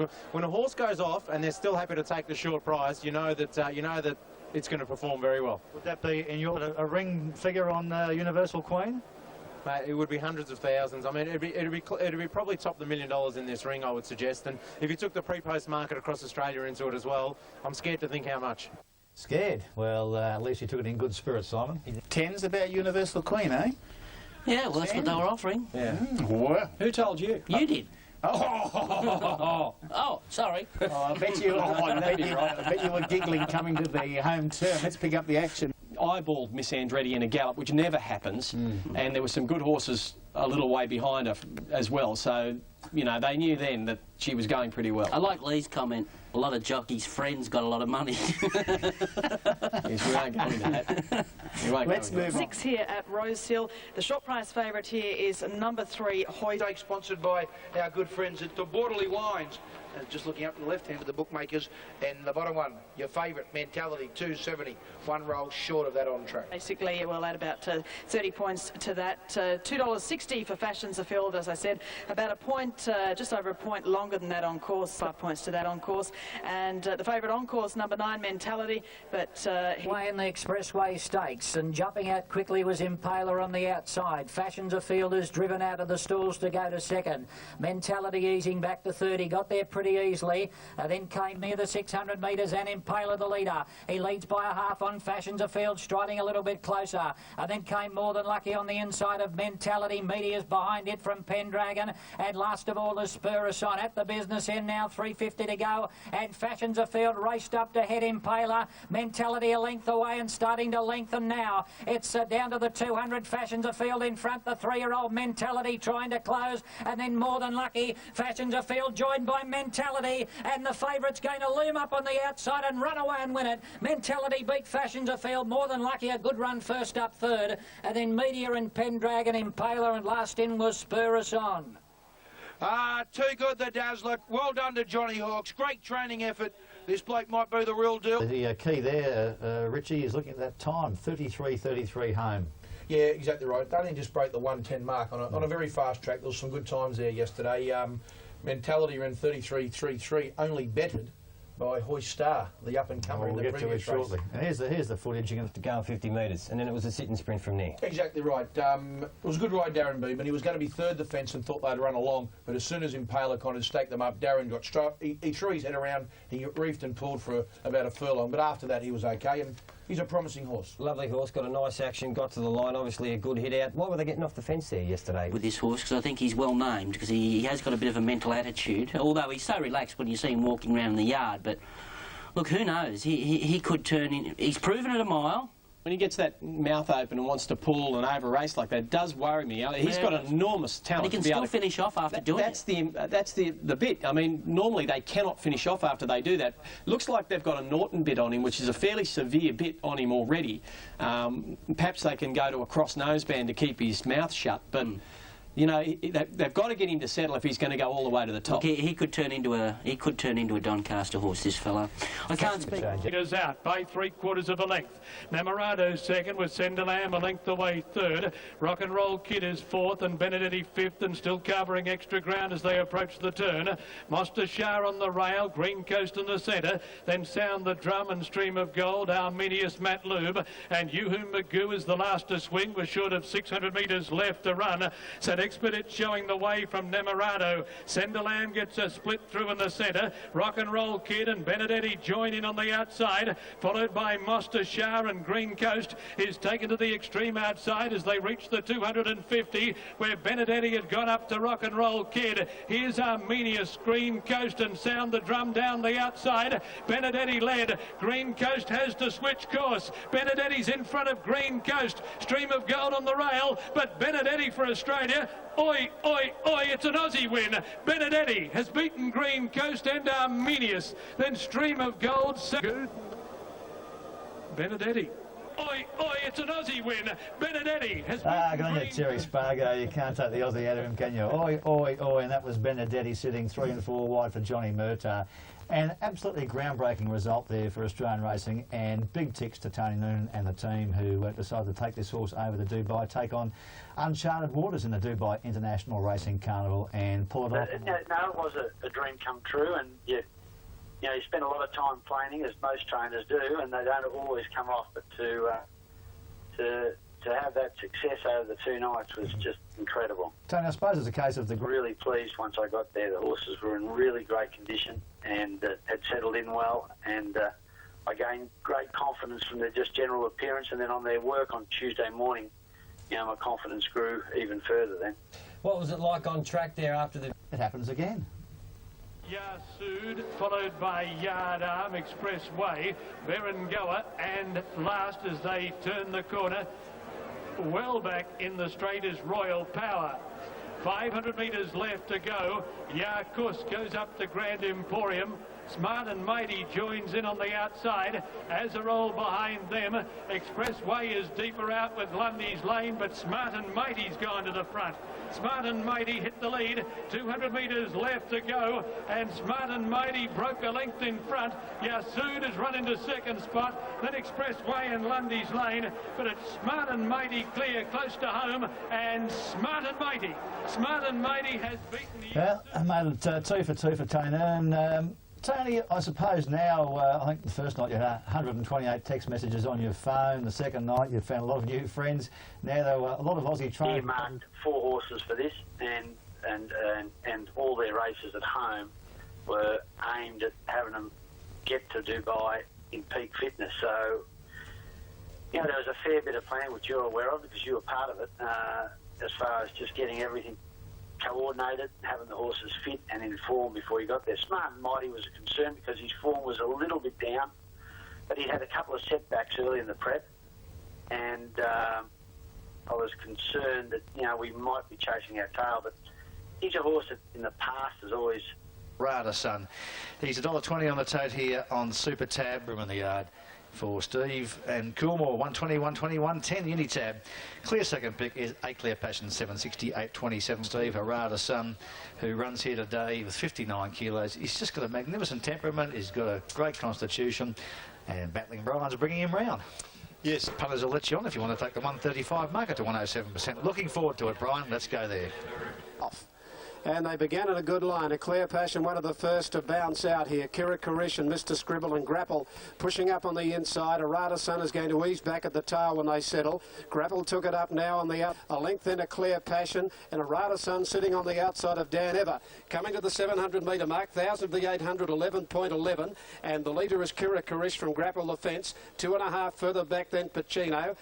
There followed 2 lengths Mr. Scribble. Arada Sun to the outside, A Clear Passion to the inside, and then Dan Ever. Sun. Arata Sun, the widest runner, so right out of trouble. They pushed him out. Mr. Scribble came out under his neck in the straight now, and Pacino took the lead from the leaders, and out wide Arata Sun. He hasn't moved yet. Mr. Scribble up on his inside. A Clear Passion back to the fence, and then Dan Ever. He hits the button now on Arata Sun. It draws 2 lengths in front. Dan Ever running on well. 1 crack behind the saddle there from Arata Sun, and he's too good again. Easy work for Arata Sun. A length and 3/4 in the run home. Might be Dan Ever, a nose to a Clear Passion, second and third. Then Mr. Scribble, a gap Pacino, and a long way back those early leaders. They tired badly. Kira Karish and Grapple last of all. Well, basically, Nash has used that as another barrier trial for him. He's had 2 runs back. They've been painless victories for him. He's got his fitness levels back.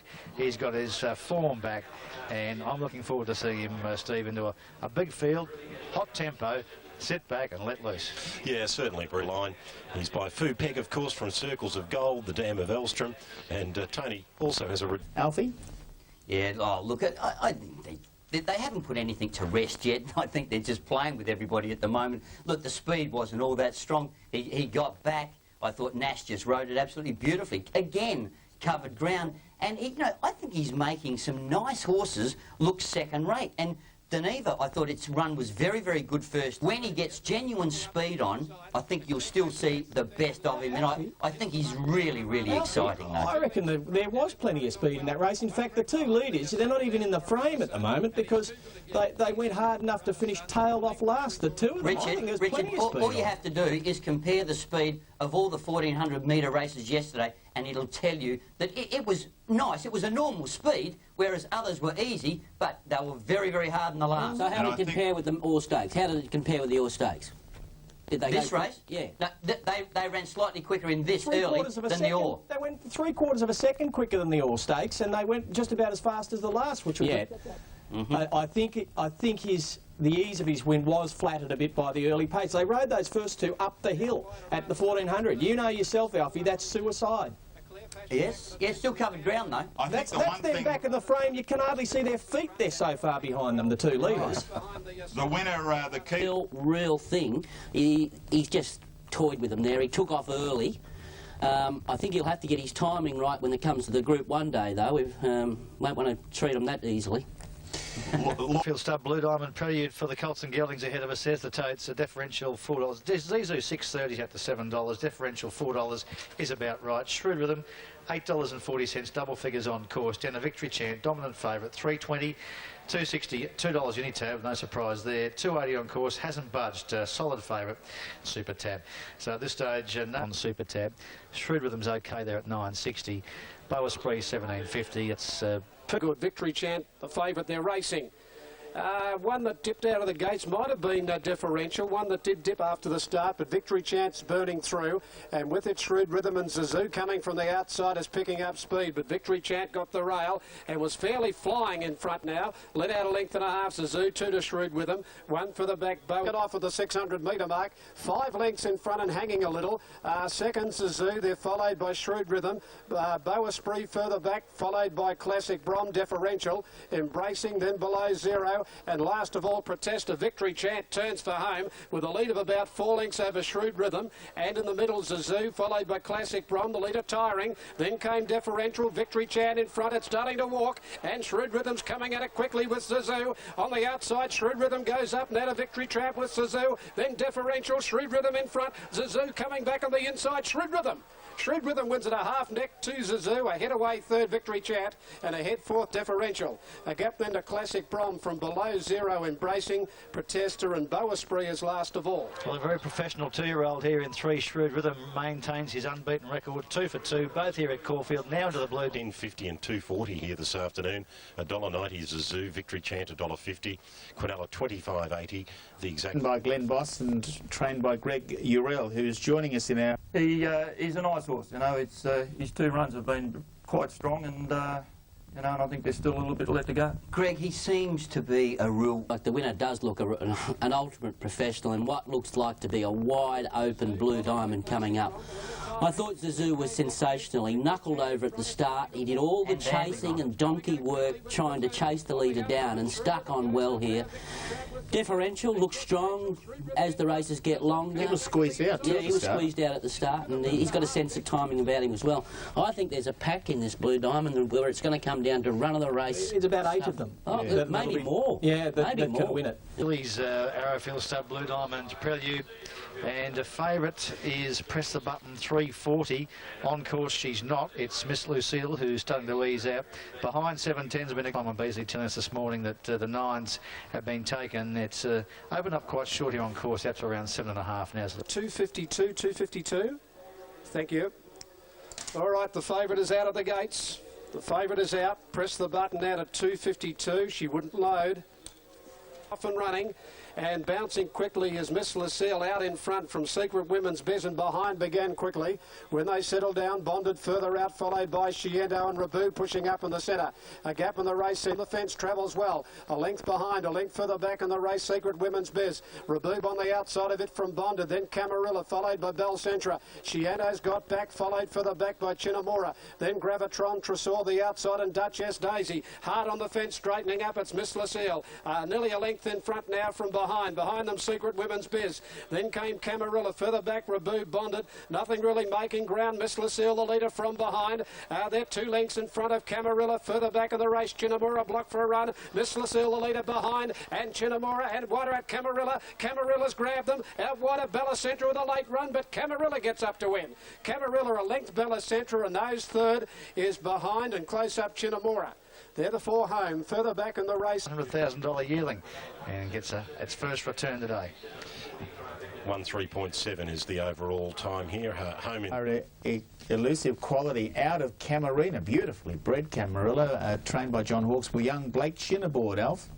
Yeah, no, look, sense of timing about this too. I think Hawkesy's got this spot on going into a diamond, and it's going to be a genuine threat too, because it is the ultimate professional as well. Miss Lucille, I think Andrew. The winner's. Not in it. No, the winner's dead set. Class. She's a class act. She's quality. That last 20 metres of that race, she just looked strong. And she's what did Camarina win? She won a derby, didn't she, in Queensland? Yeah. Love her. Okay. The Group 1 CF4 Stakes. There's your market on screen, Steve.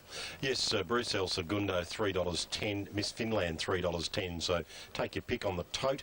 On track, it's a similar story. They're both just 10 cents better, vying for favouritism at this stage. Third pick, not surprisingly, on the tote and on track is Pompey Ruler. So no surprises there with the tote. El Segundo, $3.10. Miss Finland, $3.10. And shorten the tote at $3, and on course now $3.50. There they are on the screen. Sea Change, a little bit of specking at the longer odds, but I think El Segundo is the one the punters have gone with here, Steve. Certainly that's the case, Bruce. As you mentioned, a little specking for Sea Change, $17.90 on the tote is value, and I think she's one that... Stand Signal racing in the Ore Stakes. Aquadamore a little bit slow into stride, and Torquay went back after the jump away. Casual Pass, Sea Change first out. Miss Finland up third early when they settled from Pompey Ruler. Further back El Segundo, Gallant Guru. Marasco around Honour in War from Aquadamore. Nicanero, Torquay, 2 to Torquay. Up the side of the 850, Sea Change, a half in front of Pompey Ruler, and Miss Finland in the box seat third. Casual Pass fourth. 2 further back, Gallant Guru. El Segundo's going to follow Miss Finland back on the rail. Marasco 3 deep, a length into Aquadamore. Honour and War, Nicanero, and 2 to Torquay. 600 out in the Ore Stakes up before the turn. Sea Change, a half Pompey Ruler. 2 to Miss Finland, given every chance from Casual Pass. El Segundo follows Miss Finland. Then Gallant Guru, Marasco, Aquadamore. They turn for home. They leave the fence. Sea Change grabbed by Pompey Ruler. There's room for Miss Finland to drive through. She's a length and a half away. Coming from behind them, El Segundo. Pompey Ruler, Sea Change, Miss Finland. Now El Segundo is hitting top gear. Here he comes on the outside. He gathers them up in a couple of bounds. It's over. El Segundo coming away from Miss Finland. Marasco coming home with Aquadamore, but El Segundo, bring it. Wins 3/4, I'd say. Marasco, Aquadamore and Miss Finland. Then Sea Change. Further back is Casual Pass. Pompey Ruler. Then Torquay, followed by Nicanero, Gallant Guru and Honour in War. Well, star performance by 3, El Segundo, Marasco, an emerging star. Aquadamore Blue, the start was good. But all honours here with El Segundo. Lovely ride by Oliver. Track Miss Finland, got out coming towards the home turn. went into the right running lane. And in the end, Steve, a nice soft win. Terrific performance. Colin Little was right. They ran her along at a pretty genuine tempo provided by Sea Change and Pompey. They've only run 123 and a bit here, Steve. It's slower than Harada Sun. It's slower than Wild Preparation. I think no doubt. I think the performance of Marasco indicates there's no doubt he's up to this level. He didn't look really wound up here today to me. Aqua de Morcord now 19 starts, 10 wins, 4 seconds and prize money of more than $1.6 million. He's been, I think, on current performance, is entitled to rate as the best horse in Australia, despite that narrow defeat behind Fields of Omar in the Cox Plate last spring. He's come to hand extremely well, winning at Moonee Valley, winning here. $2.90 and $1.30. I'm sure Bruce will track down Colin. Looking at the sectional board up here, the leaders run 22.4, so I imagine he's broken 22. Well, he did seem to have a bit of confidence at the furlong. He seemed to dwell on them for a little bit. Wasn't in any desperate hurry to get to them, and can't be happier than that. Even though he's run that time, looked a bit... You know, he just, even as good as he is, sometimes he even surprises me. He took a day. Thanks very much. It's been nearly 2 years, so you know, it's a great feeling to get on such a good horse. I had 4 Group 1 seconds during the spring, interrupted by injury, so you know, it's a great feeling to be back a Group 1 winner. It's probably a lovely day to put that pretty awful couple of years behind you. Thanks, mate.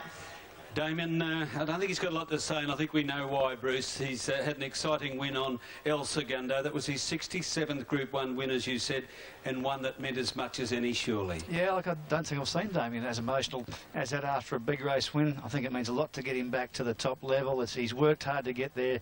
And El Segundo, Colin Little, Damien Oliver again, $2.90 favourite.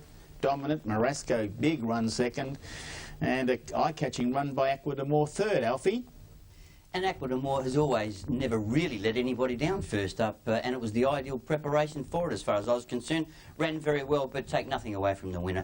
Look, there was a slow pace in the early stages, and it was always going to be whether Damien could actually stay on the back of Miss Finland and then work to the outside and run on. Run on it did. It looked very, very good, and it probably is back to as good as it's ever been.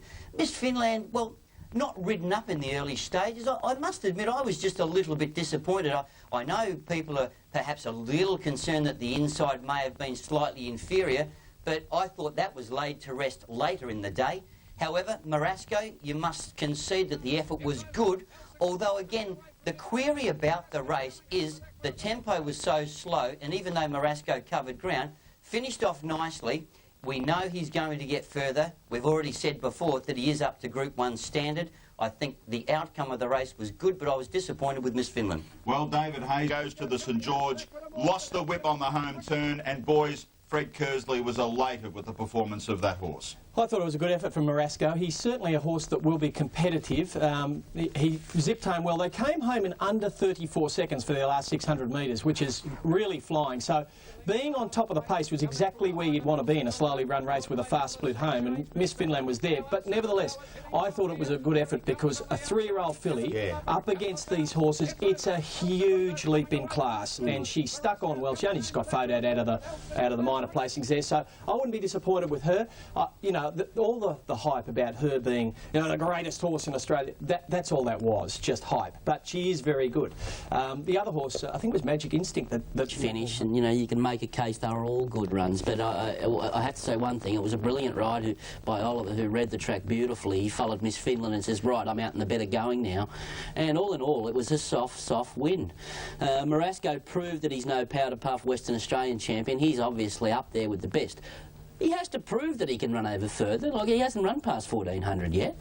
I thought Childs was kind to him, but I think Andrew explained there that he dropped the whip. So it all goes well for an interesting, you know, times ahead with this group of horses. I'm sure that Miss Finland... What price is she, Caroline? It's very, very short, Bruce. Gold Edition here ahead of the Lightfinger Stakes, the Group 2. She's at the moment on the tote $1.30 and just a fraction shorter than that here on course, so very short. Now 4's on. Yeah, they have indeed. She's firming 2 cents by 2 cents here on course. She's that short. $1.30 now for Gold. Racing, the fillies are away, and Gold Edition, the favourite, broke brilliantly on the outside. She's going to take the lead early from Montmello, and Montana Sunset is going through.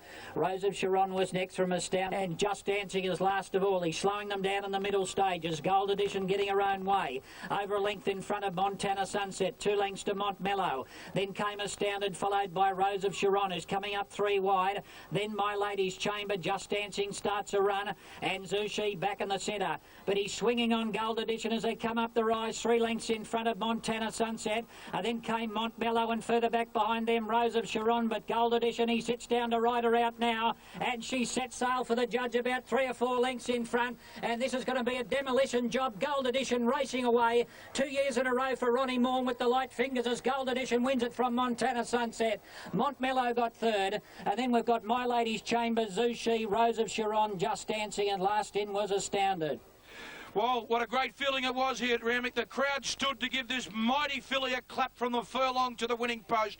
It was an armchair ride for the pumper, James Arthur Cassidy, and she won like a 3's on pop. Should win. Gold Edition, 4 lengths by 1 length, and she's run 109.07, 34.44. I wanted to go to run in the Oakley Plate in Newmarket, but otherwise she'll stay in Sydney and run in the Hobartville, and I think the Surround Stakes. It's set weights for 3-year-olds, which I'm sure that she'll be the testing material for horses her age. Whereas if we go to... Oh, yes, indeed. Gold Edition from Montana Sunset and Montmello, Ronnie. Oh, well, what do you say? Different class, absolutely brilliant. Come on, put forward your theory that you floated before the show. Wouldn't it be great if we, just promotion of racing, if the straight was open at Flemington, we could have a weight for age match race over 1200 with Miss Andretti. Put $500,000 up, be worth the publicity, wouldn't It'd be a good race. Be a good race. That was a cakewalk. An absolute cakewalk. She just crossed them, settled in front, and then they had the temerity to let her have a rest in the middle stages. Well, it just straightened up and it was all over.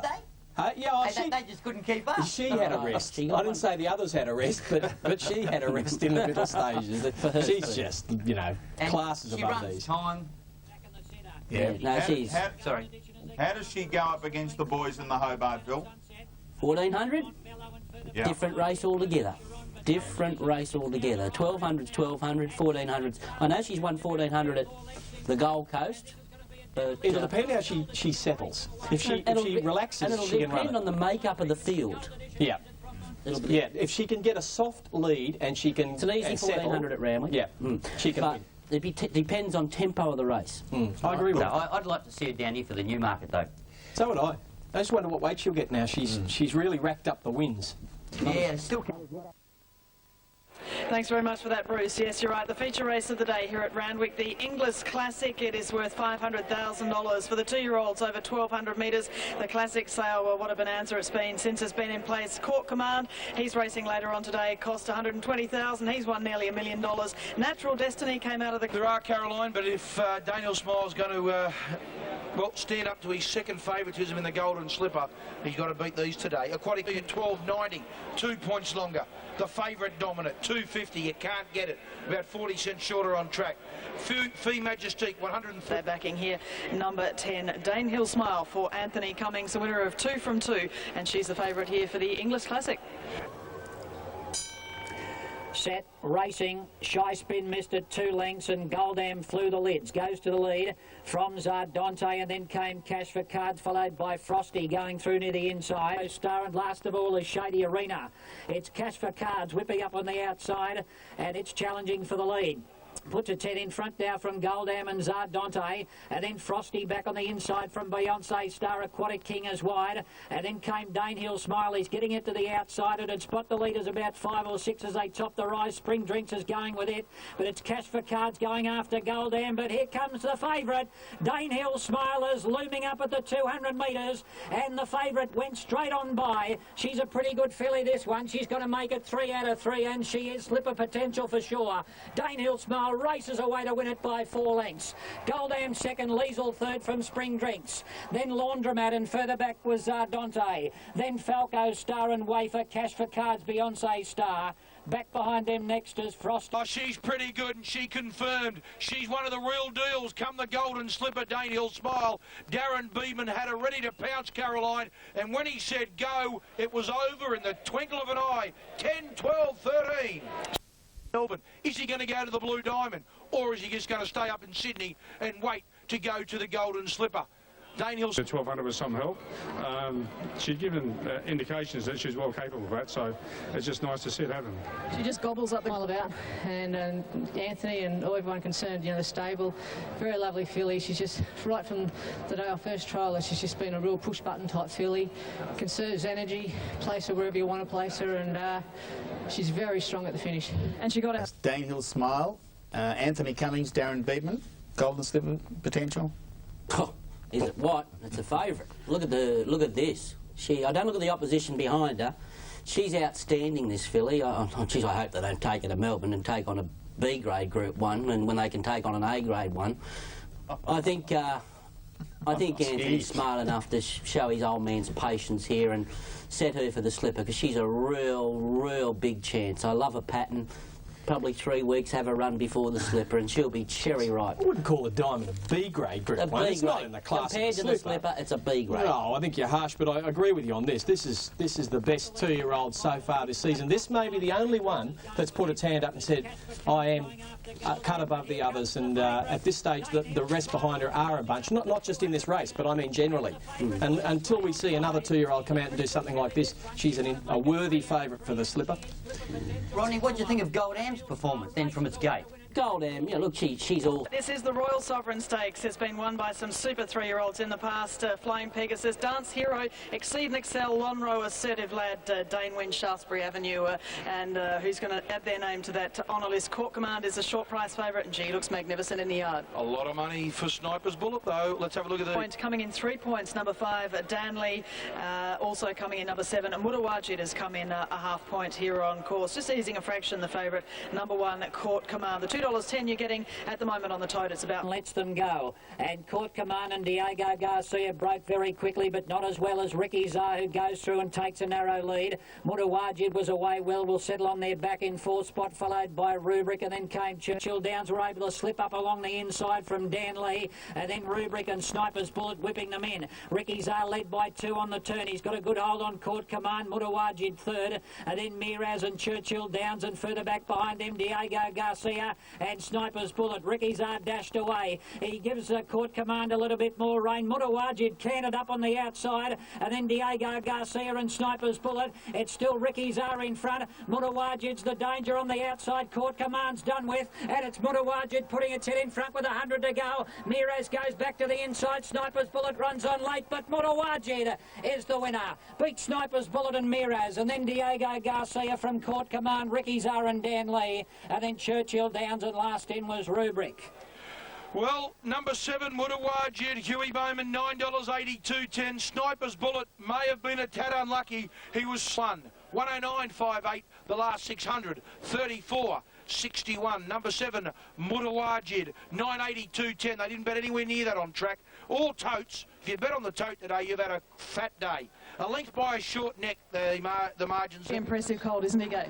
4 out of 4 now for Mutawajid. Gay Waterhouse, Sniper's Bullet 2nd, Miraz 3rd. How good's this fellow here? I think he's got the potential to be the best horse I've ridden. He's got a beautiful action. He's obviously well bred.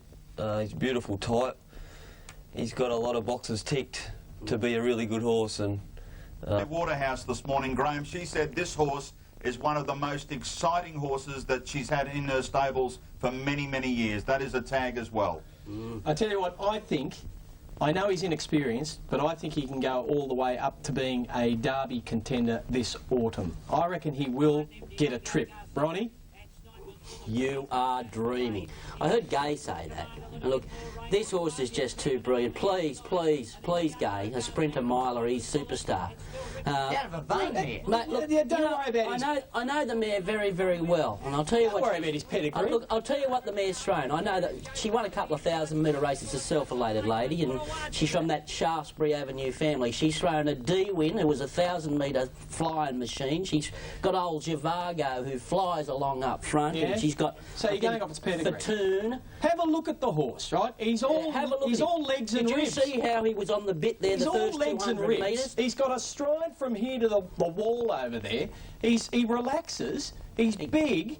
I mean, what more do you want You from could a win a horse? TJ Smith Stakes with him. You could win possibly a Hang on. Doncaster. What about Mahogany? He was a sprinter. He won a Derby. He won 2 of them.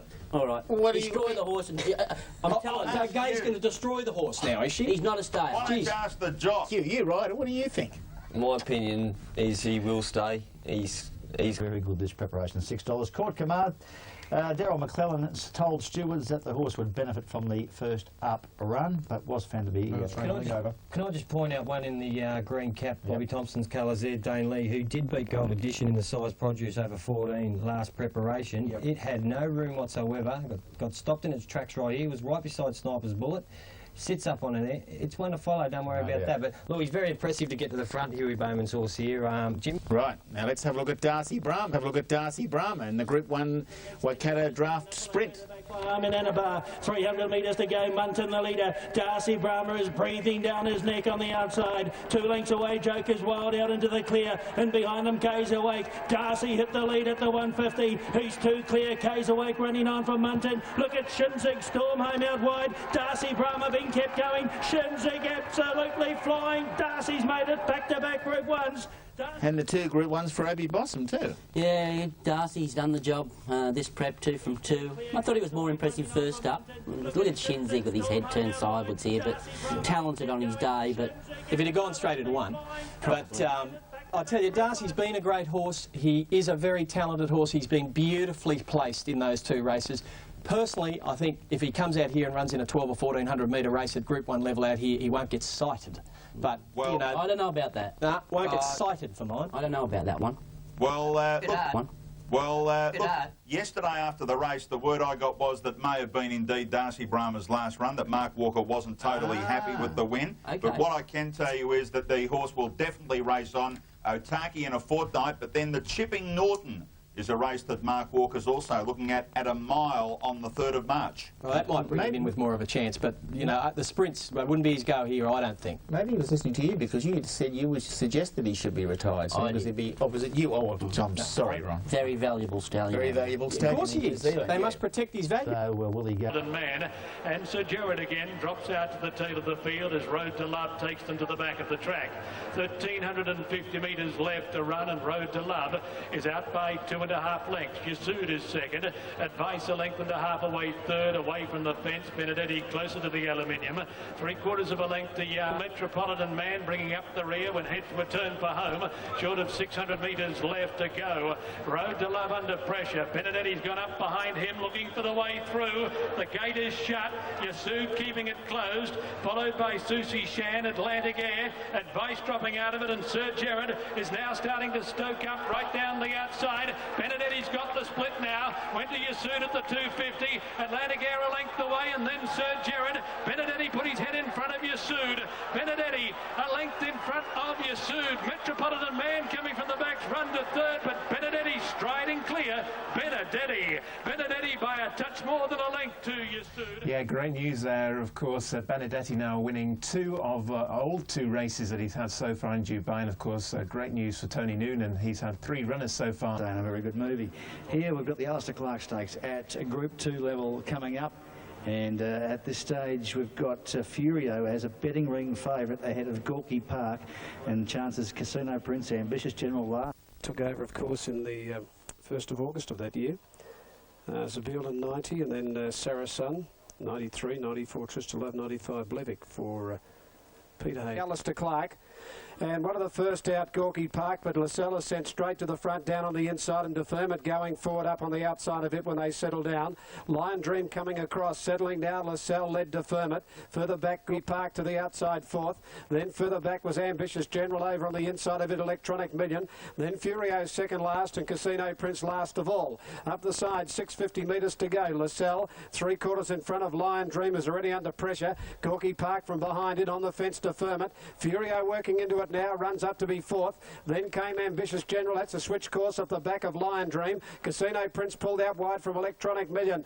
Gorky Park going up to Lascelles and Deferment the middle. Furio's arriving late out, 4 wide. Further back then Casino Prince. Then came Ambitious General. The leader Lascelles gone. Hitting the front, Gorky Park from Deferment. Furio getting the last crack, joining in on the outside. Casino Prince is coming home well. Furio hit the front, but here comes Casino Prince. Casino Prince has quickly raced up to Furio. Oliver again takes the lead now, and it's coming away. Casino Prince out to the longer trip, wins a length and a quarter, hard held. Second Furio, third Ambitious General, Gorky Park fourth. Then Deferment, further back than Electronic Million, followed by Lascelles, and tailed off is Lion Dream.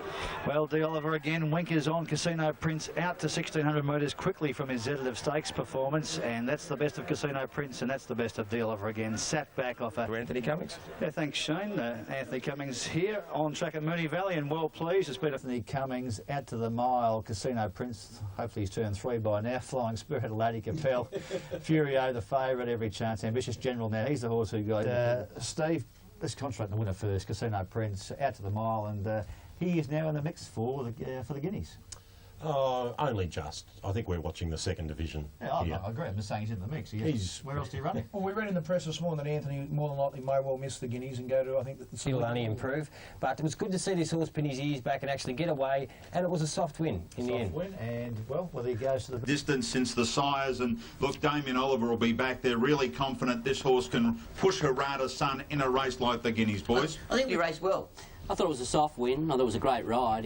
Oliver got on Stephen King's back on the Logical Danger. Furio just peeled off it, which is the right thing at the Valley. And if I was the Freedmans, I'll be getting him out of the sin bin, this jockey, very, very shortly, because he's back in top form.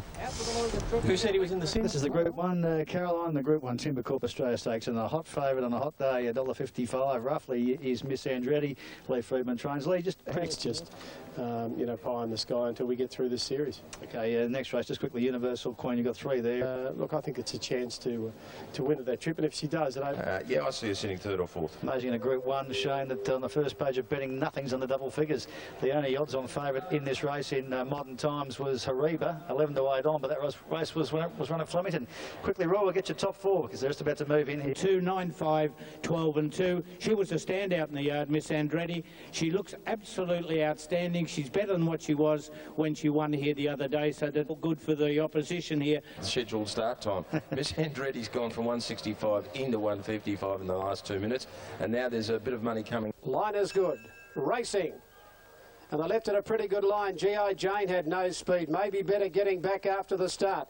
Let's have a look for Virage to Fortune. It flew the gates, landed in front of Red Dazzler, Coachinero. Further back when they settled down, just off the Minson. They're followed by Rawaya. Miss Andretti back about 7th. Getting up on the inside, California Dane from G.I. Jane. Any suggestion, Ladder the Manor, Candyman and Maybe Better. The leader Virage to Fortune crossed to the fence and led a length to Red Dazzler. A length and a half, California Dane. They're followed out wider by Coachinero. They slowed up from Minson. Further back, Miss Andretti. Rawaya went around it, followed by G.I. Jane. Any suggestion? Then came Ladder the Manor, Candyman and Maybe Better at the 500 now. Virage to Fortune, a neck in front of Red Dazzler. One further back, Coachinero. Miss Andretti on the move, running into 3rd placing now. Then Rawaya out wider on the track from California Dane. Virage to Fortune, straightened a length and a half in front, but Miss Andretti is weaving her way through, and she's starting to close now. Here she comes. Miss Andretti ranges to Virage to Fortune. Then over on the inside, any suggestion? Miss Andretti scoots to the 150, races a length in front of Any Suggestion, Virage to Fortune and Rawaya. But another piece of history of this wonderful mare. Miss Andretti 3/4. Any Suggestions jumped out of the ground, the race of its life to run 2nd. Rawaya 3rd. 4th either Maybe Better from the back, a great run. Virage to Fortune knocked up, and then further back in the race, G.I. Jane, Ladder the Manor, Candyman, Coachinero. Red Dazzler dropped off with Minson and California Dane. Well, what a mare she is. She makes it look so easy, and it's not. This is Group 1 racing. This is the toughest level of racing in the country, and she makes it look second-rate. Craig Williams, as Craig knew it, can look at the big screen 2 or 3 times, pose for the photo, waves to the crowd, home she goes. She's run an easy 1:10.2. Any suggestion? Brilliant. Won 26 of the 27 Group 1s in Victoria before today. Bruce, congratulate him on the 27. Well, the Leaf Urban completes the set, 27 Group 1s of Victoria, but to us it looked easy. You didn't think so? Well done, Lee. What'd you make of it? I thought she won very well. She didn't have the explosive brilliance that she had in the Lightning the other day, and consequently she got a couple of positions further back than we really wanted to be, and cluttered up. But you know, Craig's a terrific rider and understands her, and plotted a really good course. Well, we'll just get her home and see how she is. I mean, really good horses like that, you can go to the world too often. I think she's done a great job to win back-to-back Group 1. So we're just, you know, whilst we're staying in it, we're not guaranteeing that we'll run in it, and we'll just wait. 55 was the best you could do when they jumped, and you weren't in too many difficulties if you'd taken it. Any suggestion lived right up to his run, of course, in the Lightning Stakes, and went around 50-1 again. Rewaya didn't have the best of luck again, and she runs another teasing third in a Group 1 race.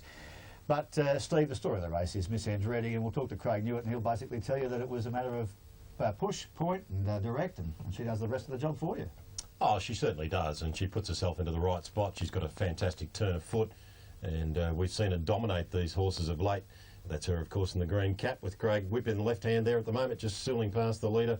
Virage to Fortune. Any suggestion you mentioned? Great job for Paul Richards at Warrnambool too to get this horse to perform at this level. And of course, maybe Better and Lad of the Manor make good late ground in very pleasing first up performances. But she's brilliant. She's a beauty. I wouldn't knock her in the slightest possible way, but she's probably got a little to do a little bit more to perhaps rank with mares, sprinting mares like maybe Mahalan Special. I'd probably like her to see her win a Group 1 handicap carrying some weight, or perhaps win another Group 1 away from New England and that. So my initial thoughts would be we'd wait and see what sort of weight setup we've got in the Newmarket. Other than that, we'll probably just give her a break now and get her ready for Ascot. Leon? Away from her, just on California Dane, what's the future for him? I'd say he'll be retired. He's just not racing with any zest at the moment. He's been... Okay, Ronnie, off the beaten brigade, any suggestion? I mean, it beat the third horse, Rewaya, by about 3 or 4 lengths. Any suggestion, put the writing on the wall when she wasn't, or when he wasn't far behind Miss Andretti last time. Look, he's just in a purple patch of form, this horse, and it was a lovely ride, though, by Brad Buller, just getting on her back and getting the slipstream, but they'll take nothing away from the winner. I also loved the way she shoulders her way out. And surely that's got to take a little bit off her sprinting home. Now, Rewaya seems to be going through the motions, and I love Maybe Better. First up after a Melbourne Cup, out the back, running on. I'd love to see that horse third up into a Doncaster or something like that. I think he's the real thing. Yeah. No, well, it's on the way to the Australian Cup, Ronnie. At this point, it wouldn't be going to Sydney. It'll go to the Futura. We have a look at the totes there, Bruce. Well, Universal Queen opened up odds on is getting up to that 220, Shane, so that's pretty comparable. She opened up short, though. Last 5 minutes, 5:10 into 4:50 Anamato. Gee, and another move in the ring, so this is certainly the market tightener now. Anamato's gone up to the outside. Signals given. They're off this time. Cancanel just ambled out a little. Like Anna beat it out clearly from Deloraine. Universal Queen's on the move going forward. Further out in the track is Indelible from Kasumu. My Only Hope followed further back by Anamato. Flame of Sydney and Delago missed back. And Adam of Sydney and Delago missed back. And Anamato's going to have to do a big job from the back as last of all. Up the side, 650 out. My Only Hope, and on the inside, Like Anna. Universal Queen's poised right behind them in the blue colours third. Fourth is Deloraine, followed by Kasumu. Flame of Sydney on the move around Indelible. Further back then Cancanel. Anamato from the back pulled out wide. Up to the turn they race. Like Anna outside it, My Only Hope. A length further back than Universal Queen, but she's under the whip. And Anamato from the back right around the outside of Flame of Sydney. They're closing rapidly. Around the turn now, My Only Hope hit the front. Here's Anamato from last down the outside. She's picked them up from Flame of Sydney. Then getting through is Deloraine, but Anamato right out in the centre in front of Deloraine, and then Delago missed Anamato. And she deserved that one. Anamato a half length. Deloraine second. Third Delago missed. Cancanel fourth. Universal Queen may not have got the trip today. Then further back in the race, Flame of Sydney. From last today, Anamato, jockey change. Michael Rod sat back, swept into the race, coming into the corner here and lands some good bets. 420 super. That way last start, and she rattled home beautifully. And look, today it indicated it. Career win, but she's been competing at the highest level, and she takes a Group 2 there, beating Deloraine. Greg Childs, good performance. Back from Hobart, Delago Mist, laid in for Craig Williams, good performance there as well. The Plonk horse, Universal Queen, disappointed, vetted, no abnormality. Steve, what you see is what you get. She's a good filly, and she wound up off the velodrome corner there at Moonee Valley and Swampton. Certainly did. Easy to say after the ball, of course, but she was the best performed filly with all that form around Miss Finland through the spring.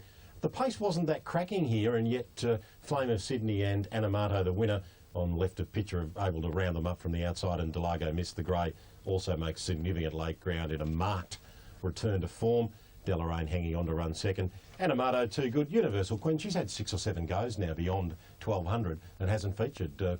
Clearly, to me, she's a fresh sprinting horse, and end of story. You'll see her in Adelaide. Universal Queen on the surface looked a bit disappointing. Yeah, she was a bit disappointing. I think people got caught up in a first up win a bit, and you know, in my own mind, I thought Anamato was a far better price because she had form around Miss Finland over longer distances, and she was obviously going to be the one to beat. But you know, Universal Queen has a share of problems too. She's pulled up a bit proppy this morning, a bit jarred up. So I think probably we'll play things a bit conservatively and just get her to the beach and get her right again and get her bouncing out of her skin, and then we'll find a really nice sprint for her. So you're trying to... Future race this afternoon in Sydney. It is the Winning Edge presentation of the stakes, otherwise known as the Apollo, and there's one of the best horses in the land. It's Eremine. Great to see him back. Let's go to Chris. Horses such as Grand Army, Private Steer, Lonro, Sunline won it twice, Juggler won it twice, and the honour list goes on. It is a very good race, isn't it, Richard? In other words, you're telling me good horses win this race. Lynch $49, 200 to 1 better on track. $17.90 confectionery is comparable. 33.6 and the bottom one Mentality $2. That's comparable now. That's comparable for number 1 Mentality. Great Dispatch. Mentality was the first into stride. Beedman Sewell's the favourite to the lead from Fashions Afield.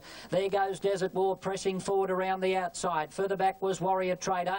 Eremine poking up in the centre to midfield. Then came 700 to go. And the leader Desert War by about 2 lengths on the stablemate Fashions Afield. Mentality comes away from the inside to be third. Warrior Trader's off the bit, and then Confectioner. And further back was Eremine spotting the leaders 6 or 7 as they make the bend from Grand Zulu, and Railing's a long way back, turning for home, and Desert War the leader. Fashions Afield running up behind it, and Mentality coming down the outside, starting to put in the big strides now, and Eremine's further back with Confectioner. Still Desert War leading at the 200. Mentality's just about got it now, and Fashions Afield the centre. Desert War refuses to give in. Mentality is trying to wear him down in the centre, but Desert War packing too many punches first up and beats Mentality. Eremine third, an eye-catching run first up. And then Fashions Afield and Confectioner, Warrior Trader, then Grand Zulu, and last in was Railings. We said before the race, I've never seen Desert War look better, and boy oh boy, isn't he in for a big autumn carnival. Fine. I didn't miss it. What about the run of Eremine? He's back, $1.80. 2 for big autumn carnival. Desert War because Ike's Dream. 122.23, 34.44 the last 600 metres.